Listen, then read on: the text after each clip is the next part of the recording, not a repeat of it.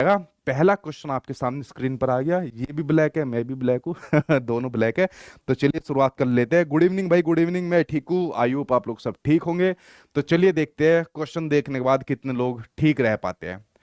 पहला क्वेश्चन जो आपके सामने दिया हुआ है, यहाँ पर दिया हुआ है आपके सामने, चालक विकास की दर में। यहाँ पर जो पूछा हुआ है चालक विकास की दर, यानी कि जो आपका मोटर डेवलपमेंट है उसकी जो आपकी रेट है, उसकी जो दर है, उसमें व्यक्तिगत विविधताएं होती है। बिल्कुल ठीक बात है, जिसको कह सकते हो इंडिविजुअल वेरिएशन या इंडिविजुअल डिफरेंसेस होते हैं हर किसी के अंदर। फिर भी जो चालक विकास है यानी कि जो मोटर डेवलपमेंट है उसका जो क्रम है वो डैश से डैश तक है, वो आप लोगों को बताना है। पहला, इसको इंग्लिश में देख लेना वरना हिंदी के अंदर इनके नाम के अंदर कंफ्यूज हो जाओगे, सूक्ष्म कौन सा है, स्थूल कौन सा है। पहला fine motor development to gross motor development की ओर चलता है, या फिर सेकंड आपका सिफेलोकोडल और प्रोक्सीमोडिस्टल है, या फिर थर्ड आपका प्रोक्सीमोडिस्टल आएगा या सिफेलोकोडल आएगा, या फोर्थ आपका ग्रोस मोटर डेवलपमेंट से फाइन मोटर डेवलपमेंट चलता है। बताओ यहाँ पर जो मोटर डेवलपमेंट है, ठीक है, उससे संबंधित आपके क्वेश्चन पूछा, जल्दी से आप लोग इसका आंसर बताइए। ठीक है, किसके साथ आप लोग यहाँ पर जाएंगे। आप लोगों का जो पोल मेरे सामने भी आ रहा है, पोल, ठीक है, तो पोल में ज्यादातर आप लोग जो जा रहे हो फोर्थ के साथ जा रहे हो।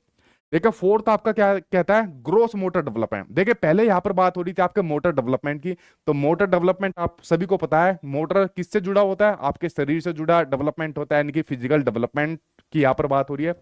तो जो मोटर डेवलपमेंट की जो रेट होती है सभी में अलग अलग होती है। ठीक है, यानी जो आपका शारीरिक विकास होता है, मेरा शारीरिक विकास हुआ, तो सभी का एक जैसा तो नहीं हो गया, कुछ ना कुछ में व्यक्तिगत विभिन्नता या व्यक्तिगत इसने जैसे वेरिएशन दिया हुआ है वो रहती है। किसी का ज्यादा हो जाता है, किसी का कम हो जाता है, किसी की हाइट ज्यादा बढ़ जाएगी, किसी की कम हो जाएगी। कोई जल्दी अपने जो अपनी मोटर स्किल होता है उन पर कंट्रोल कर लेता है, कोई लेट से यहाँ पर करता है। ठीक है, तो इसमें जो पूछा है, ये जो इसका जो रीजन होता है, यानी कि जो आपका चालक विकास का जो क्रम होता है वो कैसे से कैसे चलता है। देखिए मैंने आपको बताया था, अगर मैं बात करूं आपके सामने इन्फेंसी स्टेज की, अगर मैं आपके सामने बात करूं इन्फेंसी स्टेज की, यानी कि अगर आपके सामने मैं बात करूं शैशवावस्था की, शैशवावस्था यानी कि जब बच्चा जन्म से लेकर आपका 2 साल तक का होता है। कब? जन्म से लेकर जब बच्चा आपका 2 साल तक का बच्चा होता है। तो ये जो 2 साल तक का बच्चा होता है, इसमें जो बच्चा अपना मोटर डेवलपमेंट करता है, अपना शारीरिक विकास को यहाँ पर करना शुरू करता है, तो सबसे पहले वो अपने सभी मसल्स का यूज करता है, जिसको आप लोग कहते हो ग्रोस मोटर डेवलपमेंट। कौन सा? ग्रोस मोटर डेवलपमेंट, यानी कि जो आपके शरीर का, आपके मसल्स का क्या यूज होता है, यहां पर आपके शरीर का मसल्स का ज्यादा यूज होता है। और इसका जो भाई है फाइन मोटर डेवलपमेंट, इसमें क्या होता है, इसमें आपके मसल्स का, फिजिकल एक्टिविटी का कम यूज होता है। देखिए अगर मैं बात करूं छोटे बच्चे की, या जैसा आप लोग भी छोटे थे, कि आप तो बड़े बूढ़े हो गए हो, तो जैसा अगर मैं बात करूं छोटे बच्चे की, तो छोटा बच्चा शुरुआत में अपने जो जितने भी अपने मसल्स होते हैं उनका एक साथ में यूज करता है। मैंने कई बार एग्जांपल भी आपको दिया हुआ है। फॉर एग्जांपल मान लीजिए मेरे हाथ में पेन है, तो मैं पेन में सिर्फ अपने उतने मसल्स का यूज कर रहा हूं जितना मुझे यहां पर चाहिए। मैंने अपना सिर्फ इन 3 उंगलियों का इस्तेमाल किया हुआ है, यानी मैंने अपने मसल्स का कम यूज किया, यानी फाइन मोटर डेवलपमेंट की बात हो रही है। लेकिन छोटा बच्चा इसको पकड़ेगा, कैसे पकड़ेगा? इस प्रकार से पकड़ेगा, यानी अपने सभी मोटर डेवलपमेंट का, अपने सभी मसल्स का यहाँ पर यूज करता है, पूरी तरीके से इस प्रकार मुट्ठी के अंदर पकड़ेगा। और आपने देखा होगा फिर इस प्रकार से बच्चा यहाँ पर चलता है, यहाँ पर कुछ ना कुछ दीवारों पर लिखता रहता है, पेन मतलब पेज पर लिखता रहता है, जिसको आपको लेखन का जो आपका पहला स्टेप होता है, लिखने की जो आपकी पहली विधि होती है, जिसको कहा जाता है स्क्रिबलिंग। क्या कहा जाता है? जिसको कहा जाता है आपका स्क्रिबलिंग, यानी कि घसीटा लेखन। जो बच्चा आड़ी तिरछी क्रम काटे यहाँ पर बनाता है, तो वो इसी वजह से बनाता है क्योंकि बच्चा सबसे ज्यादा अपने सारे मसल्स का स्टार्ट में यूज करता है, और जैसे जैसे उसके अंदर मैच्योरेशन आती जाती है वो अपने उन्हीं मसल्स का यूज करता है जो उसको यहाँ पर चाहिए होते हैं। तो आंसर जो आप लोगों ने बताया बिल्कुल ठीक बताया, फोर्थ आंसर सही हो जाएगा। तो फोर्थ के साथ आप लोग जाओगे। सिफेलोकोडल, प्रोक्सिमोडिस्टल आपको पता है। सिफेलोकोडल जब विकास सर से लेके पैर तक की ओर होता है, हेड टू टो होता है। प्रोक्सिमोडिस्टल जब मध्य से होकर बाहरी हिस्सों की ओर जाता है। बट इसने जो आंसर पूछा वो आंसर इसके अकॉर्डिंग यहाँ पर फोर्थ आंसर ठीक था। ठीक है, बिल्कुल ठीक आप लोगों ने यहाँ पर बताया। अगला क्वेश्चन देखते हैं। नेक्स्ट क्वेश्चन आपके सामने क्या दिया हुआ है, और यहाँ पर भाई छोटी सी घड़ी भी चल रही है, इसका ध्यान रखना। अगर इस वीडियो को आप बाद में ऑफलाइन देखते हो ना, तो घड़ी का ध्यान रखना और टाइम लगाकर इसको सोल्व करना। ठीक है, क्वेश्चन आपके सामने दिया हुआ है कि जन्म से किशोरावस्था तक, यानी यहां पर आपके बात हो रही है जब बच्चा पैदा होता है उसके बाद से लेकर एडोलसेंस तक के टाइम पीरियड की बात हुई है, उस तक बच्चों में जो विकास है वो किस क्रम में होता है, किस सीक्वेंस में होता है? क्या वो अमूर्त, सामंदिक या मूर्त होता है, यानी कि आपका एब्स्ट्रैक्ट होता है, सेंसरी होता है या कॉन्क्रीट होता है, या फिर आपका मूर्त, अमूर्त या सामंदिक होता है, या फिर अमूर्त, मूर्त, सामंदिक होता है, या फिर सामंदिक, मूर्त, अमूर्त होता है? बताओ। जब बच्चा जन्म लेता है और जन्म के बाद जो बच्चे के अंदर विकास होता है वो किस सीक्वेंस में होता है, वो आप लोगों को यहाँ पर ऑप्शन पूछा है। जल्दी से आंसर आप लोग यहाँ पर बताइए। सेकंड का डी डी डी डी, ठीक है, सेकंड की डी डी के साथ आप लोग जा रहे हो। डी क्या कहता है? आपने कहा कि पहले होता है बच्चे के अंदर सांवेदिक विकास, यानी कि जो सेंसरी अपने ऑर्गन्स का यूज करता है, ठीक है, यानी अपनी ज्ञानेंद्रियों के माध्यम से बच्चा सीखता है, बिल्कुल ठीक बात है। अगर मैं बात करूं सहसावस्था की बात करूं, जो इन्फेंसी स्टेज होती है, तो सबसे पहले बच्चा इन्हीं ज्ञानेंद्रियों के माध्यम से सीखता है। जैसा आंख हो गई देखकर सीखता है, नाक हो गई स्मेल करके सीखता है, कान हो गए सुनकर सीखता है, स्किन हो गई आपकी टच करके यहाँ पर बच्चा सीखता है, ठीक है, जीभ हो गई अपना टेस्ट के माध्यम से सीखता है। तो बच्चा इन्हीं ज्ञानेंद्रियों के माध्यम से, इन्हीं सेंसरी ऑर्गन के माध्यम से बच्चा सीखता है। तो पहला स्टेप बिल्कुल ठीक है, यहाँ पर सेंसरी हो जाएगा। दूसरा यहाँ पर आप लोगों ने बताया कॉन्क्रीट, यानी कि जो मूर्त होता है, बिल्कुल ठीक बात है, यानी जिनको देखा जा सकता है, जिनको पकड़ा जा सकता है, वो आपकी कॉन्क्रीट चीज होती है। जैसे मुझे आप लोग देख सकते हो, आप क्या सर पकड़ तो नहीं सकते, पकड़ लेना, जिस दिन सामने आ जाऊंगा उस दिन पकड़ भी लेना, लेकिन जो चीज आपको दिख रही है तो वो आपका मूर्त चीज होती है। तो इसलिए देखा होगा आपने, खासकर जो छोटे बच्चे होते हैं उनको जो शिक्षण भी दिया जाता है वो मूर्त से अमूर्त की ओर दिया जाता है, यानी सबसे पहले वो चीजें उनको कराई जाती है जिनको बच्चा देख सकता है, पकड़ सकता है, ठीक है। तो आपका कॉन्क्रीट होता है, और जैसे जैसे बच्चा बड़ा होता जाता है तो आपका एब्स्ट्रैक्ट थिंकिंग करता है, यानी कि अमूर्त चिंतन करता है। तो राइट आंसर यहाँ पर आपका फोर्थ राइट आंसर सही हो जाएगा, यानी कि सेकंड की बीबी के साथ आप लोग बिल्कुल सही गए हो, ठीक है। अगला क्वेश्चन आ गया सामने आपकी स्क्रीन पर। अगला क्वेश्चन यार बड़ा सा क्वेश्चन है, ध्यान से पढ़ना, पता नहीं कहां कहां तक फैला हुआ है, जरा नजर मारते हैं इस क्वेश्चन के ऊपर। निम्नलिखित में से कौन सा स्तंभ स्तंभ का दिया हुआ है आपके सामने? ये रहा स्तंभ, यानी कि कॉलम आपके सामने का है, और स्तंभ खा है, यानी कि आपका कॉलम भी है। तो उनकी प्राथमिक विशेषताओं के आधार पर सही मिलान आपको करना है। मैच द फॉलोइंग वाला क्वेश्चन आपके सामने स्क्रीन पर आ गया, ठीक है। ये पोडियम को सौरभ थोड़ा सा उधर करना, आज भाई इधर दूसरा पोडियम लगाया तो यहाँ पर पूरा सिस्टम चेंज हो रखा है, ठीक है। वरना यहाँ पर आपको मेरी बहुत सारी किताब पढ़ने वाली देखने को मिलती है, बहुत सारे मोबाइल, मेरे लैपटॉप, मेरी टैब सब बिखरी हुई देखने को मिलती है, लेकिन बार बार पोडियम मेरे पीछे से टच हो रहा है क्योंकि ऐसी जगह पर अभी रखा हुआ है, ठीक है। इसकी सेटिंग करूंगा। बताओ भाई, पहला यहाँ पर आपके सामने दिया हुआ है प्रतिभाशाली बच्चे, यानी कि जो गिफ्टेड बच्चे हैं। दूसरा आपके सामने दिया हुआ है देखिए खाली अधिगम लिखा है, लेकिन इंग्लिश में पढ़ना लर्निंग डिसेबल्ड, यानी कि अधिगम अक्षमता, आप लोग यहां पर इसको लिख लेना, ठीक है। बहुत बड़ा क्वेश्चन है, ध्यान से पढ़ना। तीसरा सृजनात्मकता, यानी कि क्रिएटिविटी हो जाएगा। और फोर्थ हो जाएगा अवधान की कमी, यानी कि अटेंशन डेफिसिट, ठीक है। तो ये हो गया आपके सामने कॉलम ए हो गया। कॉलम बी वहां पर दिया हुआ है धारा प्रवाह पढ़ने में कमी। दूसरा मूल समाधानों के बारे में असक्ता। थर्ड आसानी से विचलित होने की आपकी आदत है। फोर्थ शीघ्रता से एवं स्वतंत्र रूप से अति सक्रिय सीखने की योग्यता। अरे यार सीधा बोल दो ना, ADHD attention deficit hyper activity disorder. बताओ भाई सही आंसर क्या होगा, किसके साथ आप लोग यहां पर जाओगे? अपने वाला फोन दे सौरभ, मेरे वाला गया, चार्जर नहीं लगेगा इधर से, अपने वाला दे, ठीक है। बताओ किसके साथ आप लोग यहां पर जाओगे? जल्दी से आंसर आप लोग यहां पर मुझे बताइए, किसके साथ आप लोग यहां पर जा रहे हो, जल्दी से बताइए, जल्दी जल्दी बताओ। थोड़ा सा टाइम भी दे रहा हूं मैं आपको समझने का, जल्दी से बताइए किसके साथ आप लोग यहां पर जा रहे हो, बहुत जल्दी आंसर बताइए। देखिए तब तक हम लोग इसके आंसर को लगा लेते हैं। अगर मैं पहले की बात करूं, पहला है कि प्रवाह पढ़ने में कमी की बात हो रही है, यानी कि यहाँ पर बच्चा जो होता है रीडिंग में उसका लैक है, यानी कि पढ़ने के अंदर यहाँ पर कमी की बात हो रही है। तो अगर यहाँ पर पढ़ने के अंदर कमी की बात हो रही है तो ये आपका किससे संबंधित हो जाएगा? तो ये आपका किससे संबंधित हो जाएगा? अधिगम अक्षमता, यानी कि पढ़ने के अंदर कमी आ रही है, ठीक है। धारा में बच्चा नहीं पढ़ पा रहा है, यानी कि यहाँ पर बात हो रही है जिस लर्निंग डिसेबिलिटी की बात हो रही है, कौन सी हो जाएगी? वो आपका डिसलेक्सिया यहाँ पर देखने को मिल जाएगा। दूसरा है कि जो मूल समाधान है उसके बारे में सोच असकता है, यानी कि यहां पर जो मूल समाधान है उसके बारे में बच्चा यहां पर सोच के अंदर उसकी असकता हो सकती है, ठीक है, वो आप लोगों को बताना है। तो दूसरे के अकॉर्डिंग आप लोग अगर जाओगे तो यहां पर बात हो रही है क्रिएटिविटी की बात हो रही है, यानी कि बच्चा यहां पर ओरिजिनल सॉल्यूशन लेकर आता है। क्या लेकर आता है बच्चा? बच्चा यहां पर ओरिजिनल सॉल्यूशन यहां पर लेकर आता है, ठीक है। ज्यादातर थर्ड और डी के साथ जा रहे हैं, ठीक है। अभी देखते हैं भाई थर्ड और डी, यानी कि पहले और बी को तो आपने बिल्कुल काट दिया। अगला यहां पर दिया हुआ है, जो आपके सामने दिया हुआ है, छोड़ दे इसको। अगला जो आपके सामने है कि आसानी से विचलित होने की आदत है, कि बहुत जल्दी यहां पर विचलित हो जाता है, डिस्ट्रैक्ट यहां पर हो जाता है। जैसे मान लीजिए पढ़ रहे हो, पढ़ने के दौरान कोई आपसे कहते हैं अरे छोड़ पढ़ाई को, आजा घूमने चल रहे हैं, ठीक है। तो आसानी से विचलित होने की जो आदत है वो किसके अंदर देखने को मिलेगी, यानी कि आपके अटेंशन में कमी है, अटेंशन डेफिसिट है यहाँ पर, ठीक है, क्या है, आपके अटेंशन में कमी है। अगला है एडीएचडी, यानी कि attention deficit hyper activity disorder, यहाँ पर अवधान की भी कमी है और बच्चा बहुत ज्यादा यहाँ पर हाइपर एक्टिव रहता है। तो जो हमारा पहला बच्चा, तो वो बच्चा किसके बारे में, यहाँ पर बच्चा आपका गिफ्टेड के बारे में, ठीक है। तो ये क्या आपका गिफ्टेड के अंदर जाएगा, एक बार देख लेते हैं भाई आपका गिफ्टेड के साथ जा रहा है, किसके साथ जा रहा है। मूल समाधानों के बारे में सोच की शीघ्रता से एवं स्वतंत्रता है। अच्छा, योग्यता आती है, ability to learn hyperactivity की यहाँ पर बात हो रही है, ठीक है। शीघ्रता से यहाँ पर बच्चा इस चीज को यहाँ पर सीख जाता है, तो आपका गिफ्टेड बच्चा आ जाएगा, ठीक है। यानी आप लोगों का जो मैच द फॉलोइंग हो जाएगा, किसके अकॉर्डिंग जा रहा है, हमारा जो पहला गया वो पहला गया आपका सी के साथ। तो पहला भाई सी के साथ कौन सा है, सी का पहला, सी का पहला, सी का पहला, कुछ पता ही नहीं चला, सी का पहला, सी का पहला तो नहीं लग रहा भाई मुझे, किसके साथ जाओगे यार आप? ये तो क्वेश्चन ही बड़ा घुमावदार क्वेश्चन दिया हुआ है। एक बार इसको दोबारा से देखते हैं, पता नहीं कहाँ कहाँ क्वेश्चन किस प्रकार से लिखा हुआ है ये, एक बार दोबारा नजर डालो यार, ठीक है, इस क्वेश्चन के ऊपर।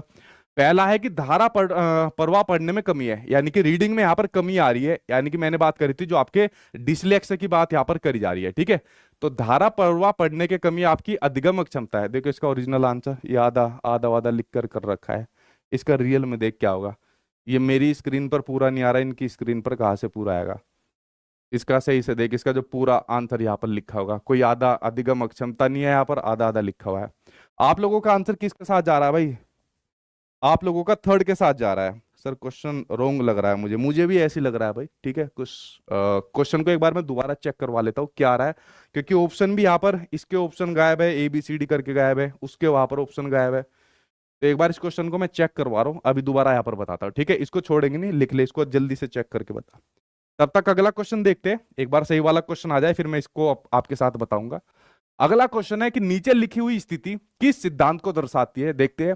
जो विद्यार्थी अच्छा प्रदर्शन नहीं कर पाते, वे महसूस करते हैं कि वे पर्याप्त रूप से अच्छे नहीं है और हतोत्साहित यानी कि डिस्करेज यहां पर महसूस करना शुरू कर देते हैं। तब उनमें बिना प्रयास के कार्य को आसानी से छोड़ देने की संभावना होती है, ठीक है। यानी मान लीजिए कोई काम नहीं हो पा रहा, यार छोड़ देते हैं इस काम को, तो अब नहीं हमसे यहाँ पर होगा। तो आप लोगों को बताना है किससे संभावित है, वो आप लोगों को बताना है। हेरिडिटी और एनवायरमेंट, क्या दोनों संबंधित नहीं है। सेकंड, संज्ञान और संवेग, यानी कि जो आपके इमोशन और जो यहाँ पर आपके कॉग्निशन होता है, क्या वो परस्पर रूप से संबंधित है, या फिर परस्पर रूप से आपके दोनों संबंधित नहीं है, या फिर हेरिडिटी और एनवायरमेंट अलग नहीं है, यानी कि दोनों एक एक है। बताओ किसके साथ आप लोग यहाँ पर जाओगे, ठीक है। ठीक है सर जी, हार्ड के चक्कर में क्या ला दिया, अरे अभी तो हार्ड आया नहीं है, वो क्वेश्चन फैला हुआ है इधर उधर फैला हुआ है, उसके ऑप्शन भी ठीक से नहीं दिख रहे, ठीक है। आज का जो लेवल है भाई आपका इजी और मॉडरेट है। हार्ड में तब लाता हूँ एग्जाम से पहले लाता हूँ, कुछ दिन पहले, तो सिर्फ आपको जो हार्ड लाता हूँ, ठीक है। हैं टाइपिंग में गलती हो रखी है, बताओ भाई किसके साथ यहाँ पर जाओगे। देखिए सिंपल सी यहाँ पर इस क्वेश्चन की अगर मैं बात करूँ, जो आपके कॉग्निशन और इमोशन होते हैं वो दोनों एक दूसरे से संबंधित होते हैं, यानी कि जो आपके कॉग्निशन और इमोशंस होते हैं वो दोनों के दोनों क्या होते हैं, वो दोनों के, ये मुझे दिखा रो में जो क्वेश्चन था ये वाला, जो आपके कॉग्निशन और इमोशन होते हैं वो दोनों के दोनों एक दूसरे से संबंधित होते हैं। बिल्कुल ठीक बात है। देखो जो भी आप दिमाग में सोचते हो, इसको प्रदर्शित करने के लिए कोई ना कोई आपको इमोशन चाहिए, ठीक है, किसी भी प्रकार से आप लोग यहाँ पर प्रदर्शित करें। तो यहाँ पर जो आंसर दिया हुआ है बिल्कुल यहाँ पर ठीक दिया हुआ है। अब यहाँ पर बच्चे के माइंड के अंदर एक कॉग्निशन बन गया, यार मेरा तो पेपर पास ही नहीं हो रहा, डिस्करेज यहाँ पर हो गया, तो उत्साहित हो गया, अब मेरे से पास नहीं होगा, छोड़ देता हूँ। यानी इमोशन इस प्रकार से कैसे दिखा रहा है, ठीक है, यानी बच्चे यहाँ पर डिप्रेशन की तरफ चलता जा रहा है। तो सेकंड आंसर आपका बिल्कुल यहाँ पर ठीक हो जाएगा, जो आप लोग यहाँ पर सेकंड के साथ जाओगे। आओ भाई जरा बड़े वाले क्वेश्चन के ऊपर एक बार जरा अपना दिमाग खोलो। मैंने रो में ये वाला क्वेश्चन मंगाया है और रो में ये किसके साथ जा रहा है।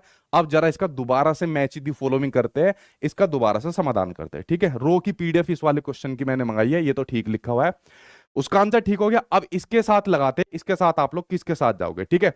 चलिए भाई अगर हम बात करें पहला जो आपका यहाँ पर गिफ्टेड बच्चा है, तो गिफ्टेड बच्चे के बारे में अगर हम नजर डालें तो गिफ्टेड बच्चे के अंदर क्या हो जाएगी, ये मैंने बताया वो जो एडीएचडी होता है उसको जल्दी से सीखने की उसके अंदर क्षमता हो जाती है, ठीक है। उसके अलावा अधिगम अक्षमता के अंदर मैंने आपको बताया तो क्या हो जाएगा, उसके अंदर डिसलेक्सिया यानी कि पढ़ने की धारा प्रवाह, पढ़ने की कमी हो जाएगी। ठीक है, ये भी बिल्कुल ठीक बात था। तीसरा बताया था मैंने आपके सामने जो क्रिएटिव बताया था, तो क्रिएटिव का क्या बताया था, वो मूल समाधानों में क्या काम करता है, ओरिजिनल सॉल्यूशन लाता है। ठीक है, ये काम करता है। और अवधान में कमी है तो आसानी से यहाँ पर विचलित हो। यार ये तो वही आंसर निकल गया, यानी थर्ड आंसर ये निकल गया। कहा है थर्ड, कहा है, अच्छा ये थर्ड आंसर है। ठीक है, बिल्कुल ठीक, जो आपने आंसर बताया वो थर्ड आया। पहले का क्या आया, पहले का आपके सामने देखने को मिला चौथा, और हमारा पहले का क्या था, चौथा था। बी का आपके सामने मिला फर्स्ट, तो बी का हमारे सामने डिसलेक्सिया वाला आ गया फर्स्ट। सी का आपके सामने देखने को मिला सेकंड, सी का क्या था, सृजनात्मकता का था यानी सेकंड। और लास्ट का बच्चा डी का तीसरा, यानी कि जो आपके सामने अवधान की कमी है वो आसानी से विचलित हो जाता है। बिल्कुल ठीक बात है, थोड़ा सा टाइपिंग के अंदर इधर उधर हो रखा था। रो में अब मैंने क्वेश्चन मंगाया तो पूरा का पूरा मेरे फोन के अंदर चेक हो रहा है। तो आंसर इसमें आपका भाई थर्ड आंसर यहां पर सही हो जाएगा। अगर पेपर के अंदर ऐसा क्वेश्चन आ जाए तो परेशान मत होना, पेपर के अंदर आपको दिक्कत देखने को नहीं मिलेगी। ज्यादा से ज्यादा इतना हो सकता है कि जो आपकी जैसे कुछ वर्ड आपको ऐसे मिल जाएंगे जो हिंदी में अलग होंगे, इंग्लिश में अलग होंगे, तो एग्जाम में आप जो प्रायोरिटी दोगे वो इंग्लिश वाले सेक्शन को दोगे। ठीक है, क्योंकि यहाँ क्वेश्चन बड़ा था तो इस प्रकार से आया नहीं स्क्रीन पर जिस प्रकार से आना चाहिए था। अदरवाइज ये थर्ड ऑप्शन के साथ जाएगा। ठीक है, यानी मैं ही लिख देता हूं पहला दूसरा, अरे लिखा तो हुआ है भाई, आज इस क्वेश्चन के अंदर कर दिया। ठीक है, तो आंसर समझ गए, जो मैंने समझाया वो भी आप लोग इस क्वेश्चन के अंदर समझ गए। अगर कोई कंफ्यूज हुआ हो तो दोबारा मैं इसको बताने के लिए तैयार हूं, अदरवाइज आपका इसी प्रकार से रहेगा। ठीक है, अगला क्वेश्चन आपके सामने दिया हुआ है जिग्सो पहेली। ठीक है, जिग्सो पहेली को करते समय 5 वर्ष की नाजिया स्वयं से कहती है नीला टुकड़ा कहाँ है। नहीं नहीं, यह वाला नहीं है, गाढ़े रंग वाला है जिससे जूता पूरा बन जाएगा। इस प्रकार की जो वार्ता होती है उसको वाइगोस्की किस तरीके से संबोधित करता है। क्या ये उसकी व्यक्तिगत वार्ता है यानी कि उसकी प्राइवेट स्पीच है, या फिर वो जोर से बोल रही है, या फिर वो स्कैप फोल्डिंग यहां पर बना रही है, या ईगोसेंट्रिक आपकी स्पीच है। बताओ आत्म केंद्रितता के बारे में क्या आंसर से हो जाएगा। ये जिग्सो पजल है, इससे संबंधित आपको एक रियल एक्सपीरियंस बताता हूं कि कैसे हमारे पिताजी का यहाँ पर बेवकूफ बना दिया गया था। देखो मैं आपको जिग्सो पजल्स के बारे में बताता हूँ, पहले उसके बारे में नजर डालना, फिर क्वेश्चन के बारे में आपको बताऊंगा। ठीक है, जैसे मैंने आपके सामने इस तरीके की, आपने कभी टीवी पर बहुत साल पहले ये आती थी जो जिग्सो पजल आती थी। ठीक है, अब क्या होता था, जब मैं स्कूल टाइम में पढ़ता था मेरे पास अपने यार दोस्तों में सबसे पहले मोबाइल फोन आ गया था। ठीक है, यार दोस्तों में क्या, ज्यादातर रिश्तेदारों में भी सबसे पहले मेरे पास था। मुझे ध्यान है मेरे पास छोटा सा फोन था, मोटरोला वाला, वो कीपैड वाला फोन था। और मैंने कब लिया था, सबसे पहला फोन जो मेरे पास आया था 2007 में लिया था। तो देखो 2007 यानी कि अब 24 चल रहा है, तो कितनी साल होगी, 15 साल हो गई उस टाइम पर आया था। तो मोटरोला का फोन आया था, वो मेरे पास सबसे पहले फोन था। तो मैंने क्या काम करा, वो थोड़े दिन चला के मैंने कहा मुझे मजा नहीं आ रहा इसमें, ब्लैक एंड व्हाइट टाइप सा, मैंने वो पापा को दे दिया। तो पापा ने वो फोन ले लिया। अब उस टाइम पर टीवी पर पता है शो आते थे, इस तरीके के शो आते थे, आइए आपका स्वागत है शानदार, इस तरीके से, बस आपको ये बताना है कि कौन सी हीरोइन है। अगर आपने इसका सही जवाब दे दिया तो यहाँ पर आपको एक बहुत बड़ा प्राइज मिलेंगे। अब पापा देख रहे थे, अरे ये तो सिंपल सा है, ये तो कौन सी हीरोइन है, अरे ये तो काजल है, ये कौन सी है, ये तो प्रीति जिंटा है, इसका मैं सही आंसर अभी दे दूंगा। उस टाइम पर मतलब इस तरीके से जियो की तरह अनलिमिटेड डेटा नहीं होता था कि अनलिमिटेड डेटा या अनलिमिटेड कॉल पे बात करो। उस टाइम तो भाई सोच समझ के कॉल करनी पड़ती थी। उस टाइम पर लड़कियां बहुत चालाक होती थी, मिस कॉल मारती थी, दूसरी तरफ से फिर कॉल आता था। ठीक है, ऐसे बहुत सारे एग्जाम्पल थे, अब ये मत कहना जेंडर स्टीरियोटाइप है। तो ऐसी जिग्सो पजल आती थी। अब ये जब जिग्सो पजल आती थी तो हमारे पिताजी बैठ गए। ठीक है, इनके पास कॉल करा, कॉल करने के बाद तुरंत 48 रुपए कट गए। अब सोचो उस टाइम पर 48 रुपए कटे, मतलब ये जब मैंने फोन लिया था 2007, उसके बाद 8-9 की आसपास की बात होगी, 48 रुपए कट गए। पापा ने कहा इन्होंने तो 48 रुपए काट लिया, दोबारा करके देखता हूँ। मैंने कहा पापा बेवकूफ बना देंगे, ये कुछ भी नहीं है। कह रहे तुझे नहीं पता, सीधा सीधा दिख रहा है, ये प्रीति जिंटा है, ये काजल है, इस तरीके की हीरोइन है। पापा ने दोबारा फोन करा, दोबारा 48 रुपए कट गए भाई। मैंने कहा यार बेवकूफ बना देंगे, मान जा कुछ नहीं कर रहे, ये एक तरीके की जिग्सो पजल होता है, जैसे न्यूज़पेपर में भी आते हैं। कह रहे तुझे पता, हमें ज्यादा पता है। मैंने कर लो फिर जो है। उन्होंने कई कॉल उनके पास मिला, एक कॉल मिल गई, उधर से लड़की ने फोन उठाया, हेलो हाँ जी। कह रहा हाँ जी, इसका आंसर मुझे देना था। कह रहे हाँ जी बताइए, अभी रुक जाइए, अभी हम आपकी कॉल को कनेक्ट कराते। इतने कॉल कनेक्ट हुई, इतने कई सौ रुपए चले गए। तो उसके बाद पापा ने 2-4 उन्हें गाली दी, कह रहे तुम्हारे चक्कर में इतना बैलेंस यहाँ पर खत्म हो गया, ना तुमने प्राइज दिया ना कुछ दिया।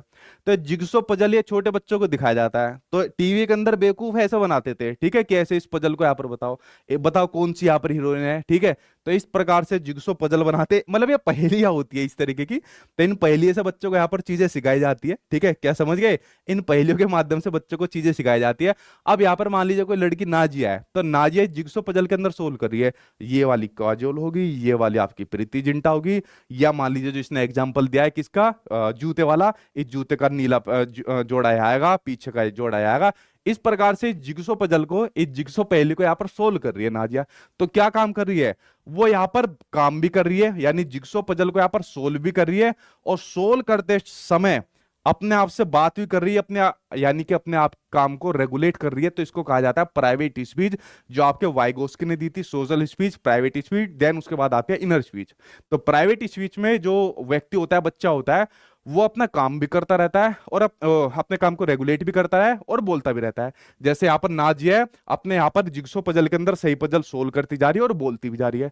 जैसे यहाँ पर हमारे पापा ने भी जिग्सो पजल करा था, ठीक है, फोन भी करे जा रहे थे, अरे दूसरी हीरोइन आ गई है तो ऐश्वर्या राय, बताइए इनसे इतना भी आंसर नहीं बताया जा रहा। मैंने कहा तुम करो आज सारा का सारा इसी के अंदर आज माल लुटा दो। तो आंसर समझ गया क्या हो जाएगा, ये आपकी प्राइवेट स्पीच हो जाएगी जो आपके लेव वाइगोस्की ने दी थी। अच्छा, किसी और के पेरेंट्स ने कराया ये वाला काम जिग्सो पजल वाला, या सिर्फ हमारे वालों ने वाला काम कराया? जल्दी से आप लोग बताइए, ठीक है। अगला क्वेश्चन आपके सामने देखते हैं क्या कहता है। नेक्स्ट क्वेश्चन, निम्नलिखित व्यवहारों में से कौन सा जीन पियाजे के द्वारा प्रस्तावित मूर्त संक्रियात्मक अवस्था, यानी कि यहां पर बात हो रही है आपके कॉन्क्रीट ऑपरेशनल स्टेज की बात हो रही है, तो कॉन्क्रीट ऑपरेशनल स्टेज को यहां पर सही प्रकार से विशेषित करता है। अच्छा, ये मॉक टेस्ट आज आपका, आप लोगों को यह भी बताना है कि बाकी जो चीजें होती है वो आपकी किस अवस्था के अंदर आएगी। जैसे पहला आपके सामने दिया हुआ है परिकल्पित निगमनात्मक तर्क, यानी कि हाइपोथेटिकल आपकी डिडक्टिव रीजनिंग दी हुई है, और उसके साथ में प्रोपोजिशनल थॉट भी आपको दिया हुआ है, ठीक है। प्रोपोजिशनल थॉट कभी कभी मैथमेटिक्स में पूछ ली जाती है वाली थॉट, मैं नहीं बताऊंगा, पहला आंसर दो फिर बताऊंगा।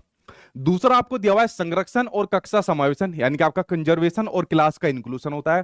थर्ड, डिफर्ड इमिटेशन और ऑब्जेक्ट परमानेंस की यहां पर बात हो रही है। फोर्थ, मेक बिलीव प्ले, यानी कि जो प्रतीकात्मक खेल बच्चा खेलना सीख जाता है, और विचारों की जो अनुत्कर्णीयता होती है, ठीक है, रिवर्सिबिलिटी की यहां पर बात हो रही है। तो वो आपके जीन पियाजे की कॉन्क्रीट ऑपरेशन स्टेज के अंदर इन चार ऑप्शन में से कौन सा आएगा, वो आप लोग यहां पर कमेंट बॉक्स में आप लोग यहां पर बताइए, ठीक है। बताओ किसके साथ जा रहे हो, पहले के साथ जा रहे हो? पहला जीन पियाजे के, बहुत बढ़िया आंसर। जो जो यहाँ पर पहले बता रहे ना, बहुत गिफ्टेड बच्चे हैं। ऐसे गिफ्टेड बच्चे कभी कभी देखने को मिलते हैं, ऐसा लगता है दो चार झापड़ मारे ऐसे गिफ्टेड बच्चों। अरे गधे, यहाँ तो देख लो, हाइपोथेटिको डिडक्टिव रीजनिंग की बात हो रही है, यानी कि परिकल्पित निगमनात्मक तर्क। तो निगमनात्मक तर्क बच्चा औपचारिक संक्रियात्मक, यानी कि फॉर्मल ऑपरेशनल स्टेज में करना शुरू कर देता है। दूसरा वो भी तो देख लो यहाँ पर, प्रोपोजिशनल थॉट, यानी कि जो आपके कैसे होते हैं, जो एब्स्ट्रैक्ट थॉट होते हैं, यानी कि जो अमूर्त विचार होते हैं। तो अमूर्त विचार बच्चा मूर्त के अंदर करता है, ठीक है। अमूर्त विचार क्या मूर्त संक्रियात्मक अवस्था के अंदर करता है, जो यहाँ पर इसने मूर्त संक्रियात्मक अवस्था पूछी है। तो ये आपकी फोर्थ वाली स्टेज होती है, फोर्थ स्टेज होती है वाली आपकी, ठीक है। तो पहले वाले क्या काम करो, जल्दी से अपने गाल के झापट लगाओ, ठीक है, ये तो आपका होने सरा। दूसरा, कंजर्वेशन करना बच्चा सीख जाता है, क्लास में इंक्लूजन यानी कि समावेशन करना सीख जाता है, या कह सकते हो मूर्त संक्रियात्मक अवस्था में बच्चा जो होता है वो ज्यादातर सभी ऑपरेशन को करना सीख जाता है, जो प्री ऑपरेशनल स्टेज के अंदर बच्चा नहीं करता है। आंसर सेकंड हो जाएगा। अच्छा, मेरा कमेंट बॉक्स में आंसर दो, जो डिफर्ड इमिटेशन होता है और ऑब्जेक्ट परमानेंस होता है वो बच्चा किस स्टेज में करता है, और जो यहाँ पर प्रतीकात्मक खेल होते हैं और चीजों को यहाँ पर उल्टा पलटना नहीं यहाँ पर बच्चा सीख रहा है, ठीक है, वो बच्चा किस स्टेज में करता है। थर्ड का और फोर्थ का स्टेज का नाम लिखो कि थर्ड की ये स्टेज है और फोर्थ की ये स्टेज है, कमेंट बॉक्स में आप लोग यहाँ पर लिखिए, ठीक है। अगला देखते हैं, नेक्स्ट क्वेश्चन आपके सामने क्या दिया हुआ है। नेक्स्ट क्वेश्चन के ऊपर नजर डालते हैं। एक बच्चा खिड़की के सामने से एक कौवे को उड़ता हुआ देखता है और कहता है एक पक्षी। इससे बच्चे के जो थॉट है, उसके जो विचार है, उसके बारे में क्या पता चलता है? क्या बच्चे की जो स्मृतियां है, यानी कि जो बच्चे की जो मेमोरीज होती है वो पहले से भंडारित होती है, यानी कि पहले से ही स्टोर्ड होती है। सेकंड, बच्चे में पक्षी का जो प्रत्यय होता है, यानी जो कंसेप्ट होता है बर्ड का, वो क्या विकसित हो चुका है। या फिर थर्ड, बच्चे ने अपने अनुभव बताने के लिए भाषा के कुछ उपकरणों का यानी टूल्स का यहाँ पर डेवलपमेंट कर लिया है। बताओ यहाँ पर किसके साथ सही आंसर आप लोग जाओगे? और थर्ड का आपका हो जाएगा सेंसरी मोटर स्टेज। अच्छा, थर्ड का क्या हो जाएगा? थर्ड का, एक सेकंड भाई, थर्ड का बताया sensory motor stage. Very good भाई, डिफर्ड इमिटेशन और ऑब्जेक्ट परमानेंस आपका सेंसरी मोटर स्टेज में जाएगा, सेंसरी मोटर स्टेज में जाएगा, ठीक है। ये बताओ जल्दी से, ये किसके अंदर जाएगा? ठीक है, बहुत सही। देखिए अगर मैं इसकी बात करूं तो यहाँ पर जो बच्चे के जो थॉट पता चल रहे हैं ना, जब उसने खिड़की के बाहर एक पक्षी को देखा, खिड़की के बाहर किसी भी चीज को देखा जिसको बच्चा यहाँ पर जानता है, तो यानी कि बच्चे के माइंड के अंदर जो उसकी मेमोरी जो होती है, उसके अंदर पहले से इंफॉर्मेशन पहले से स्टोर थी कि अरे यार ये जो कौवा उड़ रहा है, काय काय कर रहा है, ये कौवा होता है। ठीक है, जैसे ज्यादातर कहते हैं कि आज तो कौवा यहीं पर छत पर का कर रहा है, यानी कि रिश्तेदार आने वाले हैं। बच्चा भी समझ जाता है कि जिस दिन काला कौवा आएगा समझ लो उस दिन कुछ ना कुछ रिश्तेदार आते हैं। बच्चा मिसकंसेप्शन कुछ ना कुछ बनाता रहता है। ठीक है, घर वाले, हमारे घर के अंदर ही बहुत मिसकंसेप्शन बने हुए हैं। ठीक है, झाड़ू नहीं लगाएंगे शाम के टाइम, क्यों कि इससे लक्ष्मी चली जाती है बाहर। ठीक है, बहुत सारी चीज रहती है। तो पहली बात यहाँ पर ठीक है, बच्चे में पक्षी का कंसेप्ट विकसित हो चुका है, यानी कि बर्ड्स के बारे में वो जान चुका है, कौवा को देख के, चिड़िया को देख के। और बच्चे ने अपने अनुभव, अपने एक्सपीरियंस बताने के लिए भाषा के कुछ उपकरणों का यहाँ पर विकास कर लिया है। बिल्कुल ठीक बात है, नहीं उसको भाषा का डेवलपमेंट हो गया है, तभी तो अपनी भाषा का यूज कर रहा है, क्योंकि उसका कोग्निशन के अंदर यहाँ पर प्रतीकात्मक जो उसकी थॉट है वो डेवलप हो चुकी है। उसको यहाँ पर सिंबल्स की नॉलेज हो गई है, ये पक्षी होता है, ये जानवर होता है, ये फलानी चीज होती है। और उसको यूज करने के लिए, कोग्निशन को यूज करने के लिए यहाँ पर उसने अपनी भाषा का करा। तो बिल्कुल ठीक है, ए बी सी। ठीक है, ए बी सी यानी कि सेकंड आंसर यहां पर आपका सही हो जाएगा, सेकंड के साथ आप लोग जाओगे। अगला क्वेश्चन देखते हैं। नेक्स्ट क्वेश्चन आपके सामने स्क्रीन पर आ गया, क्या कहता है नेक्स्ट, विद्यार्थियों को स्पष्ट उदाहरण एवं गैर उदाहरण देने के लिए क्या परिणाम है। गैर उदाहरण क्या बच्चों को देनी चाहिए, कभी नहीं देनी चाहिए। कौन कौन मेरे से सहमत है कि बच्चों को गैर उदाहरण नहीं देनी चाहिए? जो जो मेरे से सहमत है हाथ खड़ा कर लो कि हाँ सर जी बच्चों को गैर उदाहरण नहीं देनी चाहिए। क्या फायदा गैर उदाहरण देने का जब हम उदाहरण दे रहे हैं? बताओ कौन कौन मेरे साथ है। ठीक है, तो बच्चों को उदाहरण और गैर उदाहरण दोनों के क्या परिणाम है? पहला, अवधारणात्मक परिवर्तन, यानी कि जो बच्चे के अंदर जो कंसेप्चुअल चेंज आते हैं, यानी कि जो सोचने समझने के अंदर जो उसका चेंज आता है। ठीक है, क्या उसको प्रोत्साहित करने के लिए यह एक प्रभावशाली तरीका होता है? या सेकंड, यह विद्यार्थियों के दिमाग में भ्रांतियां, यानी कि ये कंफ्यूजन यानी कि मिसकंसेप्शन बच्चे के माइंड के अंदर लाते हैं? या फिर यह अवधारणाओं की समझ में अभाव यानी कि कमी पैदा पैदा करता है, यानी कि सोचने समझने में कमी पैदा करते हैं? ठीक है, देखो इनके हाथ तोड़, इनके जो जो हाथ खड़े कर रहे हैं, इतने सारे नाम बताइए इनके, दो तीन के, तुम्हारे हाथों को तोड़ दिया जाएगा गधो। ये क्वेश्चन पहले ही बता चुका हूं, एज ए टीचर उदाहरण से ज्यादा महत्वपूर्ण होते हैं गैर उदाहरण। अभी बताऊंगा क्या क्या होते हैं। हाथ खड़े करके ऐसा बता रहे हो जी हम आपके साथ है। ठीक है